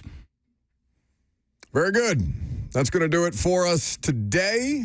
Prime time tonight, about 7 p.m. So when Robert and I will get things going, and you can enjoy the rest of your afternoon with Blaine, with Zach, with 3HL, and on into the evening. Battle of the Boulevard tonight. Lucas will be on ESPN. What is it? The Plus. Nobody heard you because your microphone's off, and it's the one time you're not loud enough to be heard on my microphone. See you guys tomorrow.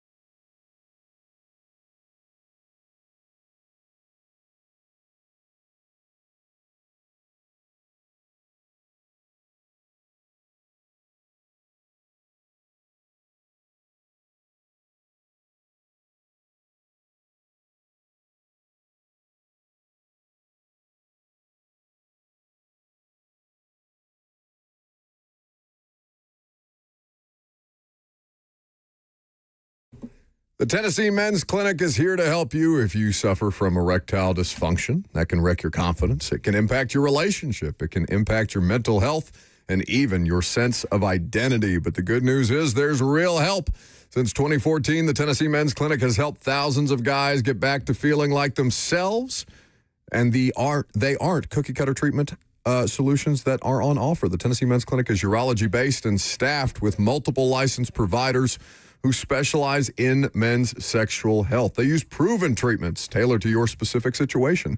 No one size fits all. Too many guys rely on pills that don't work or come with nasty side effects. There are better treatments. Sometimes it's a combination of those treatments that finally unlock the results that you've been missing. Your initial appointment is only $99 and includes a full medical consultation, blood work, and if medically advised, a test dose right there in the office. So call them today at 615-208-9090. That's 615-208-9090 or book easily online at Tennessee Men's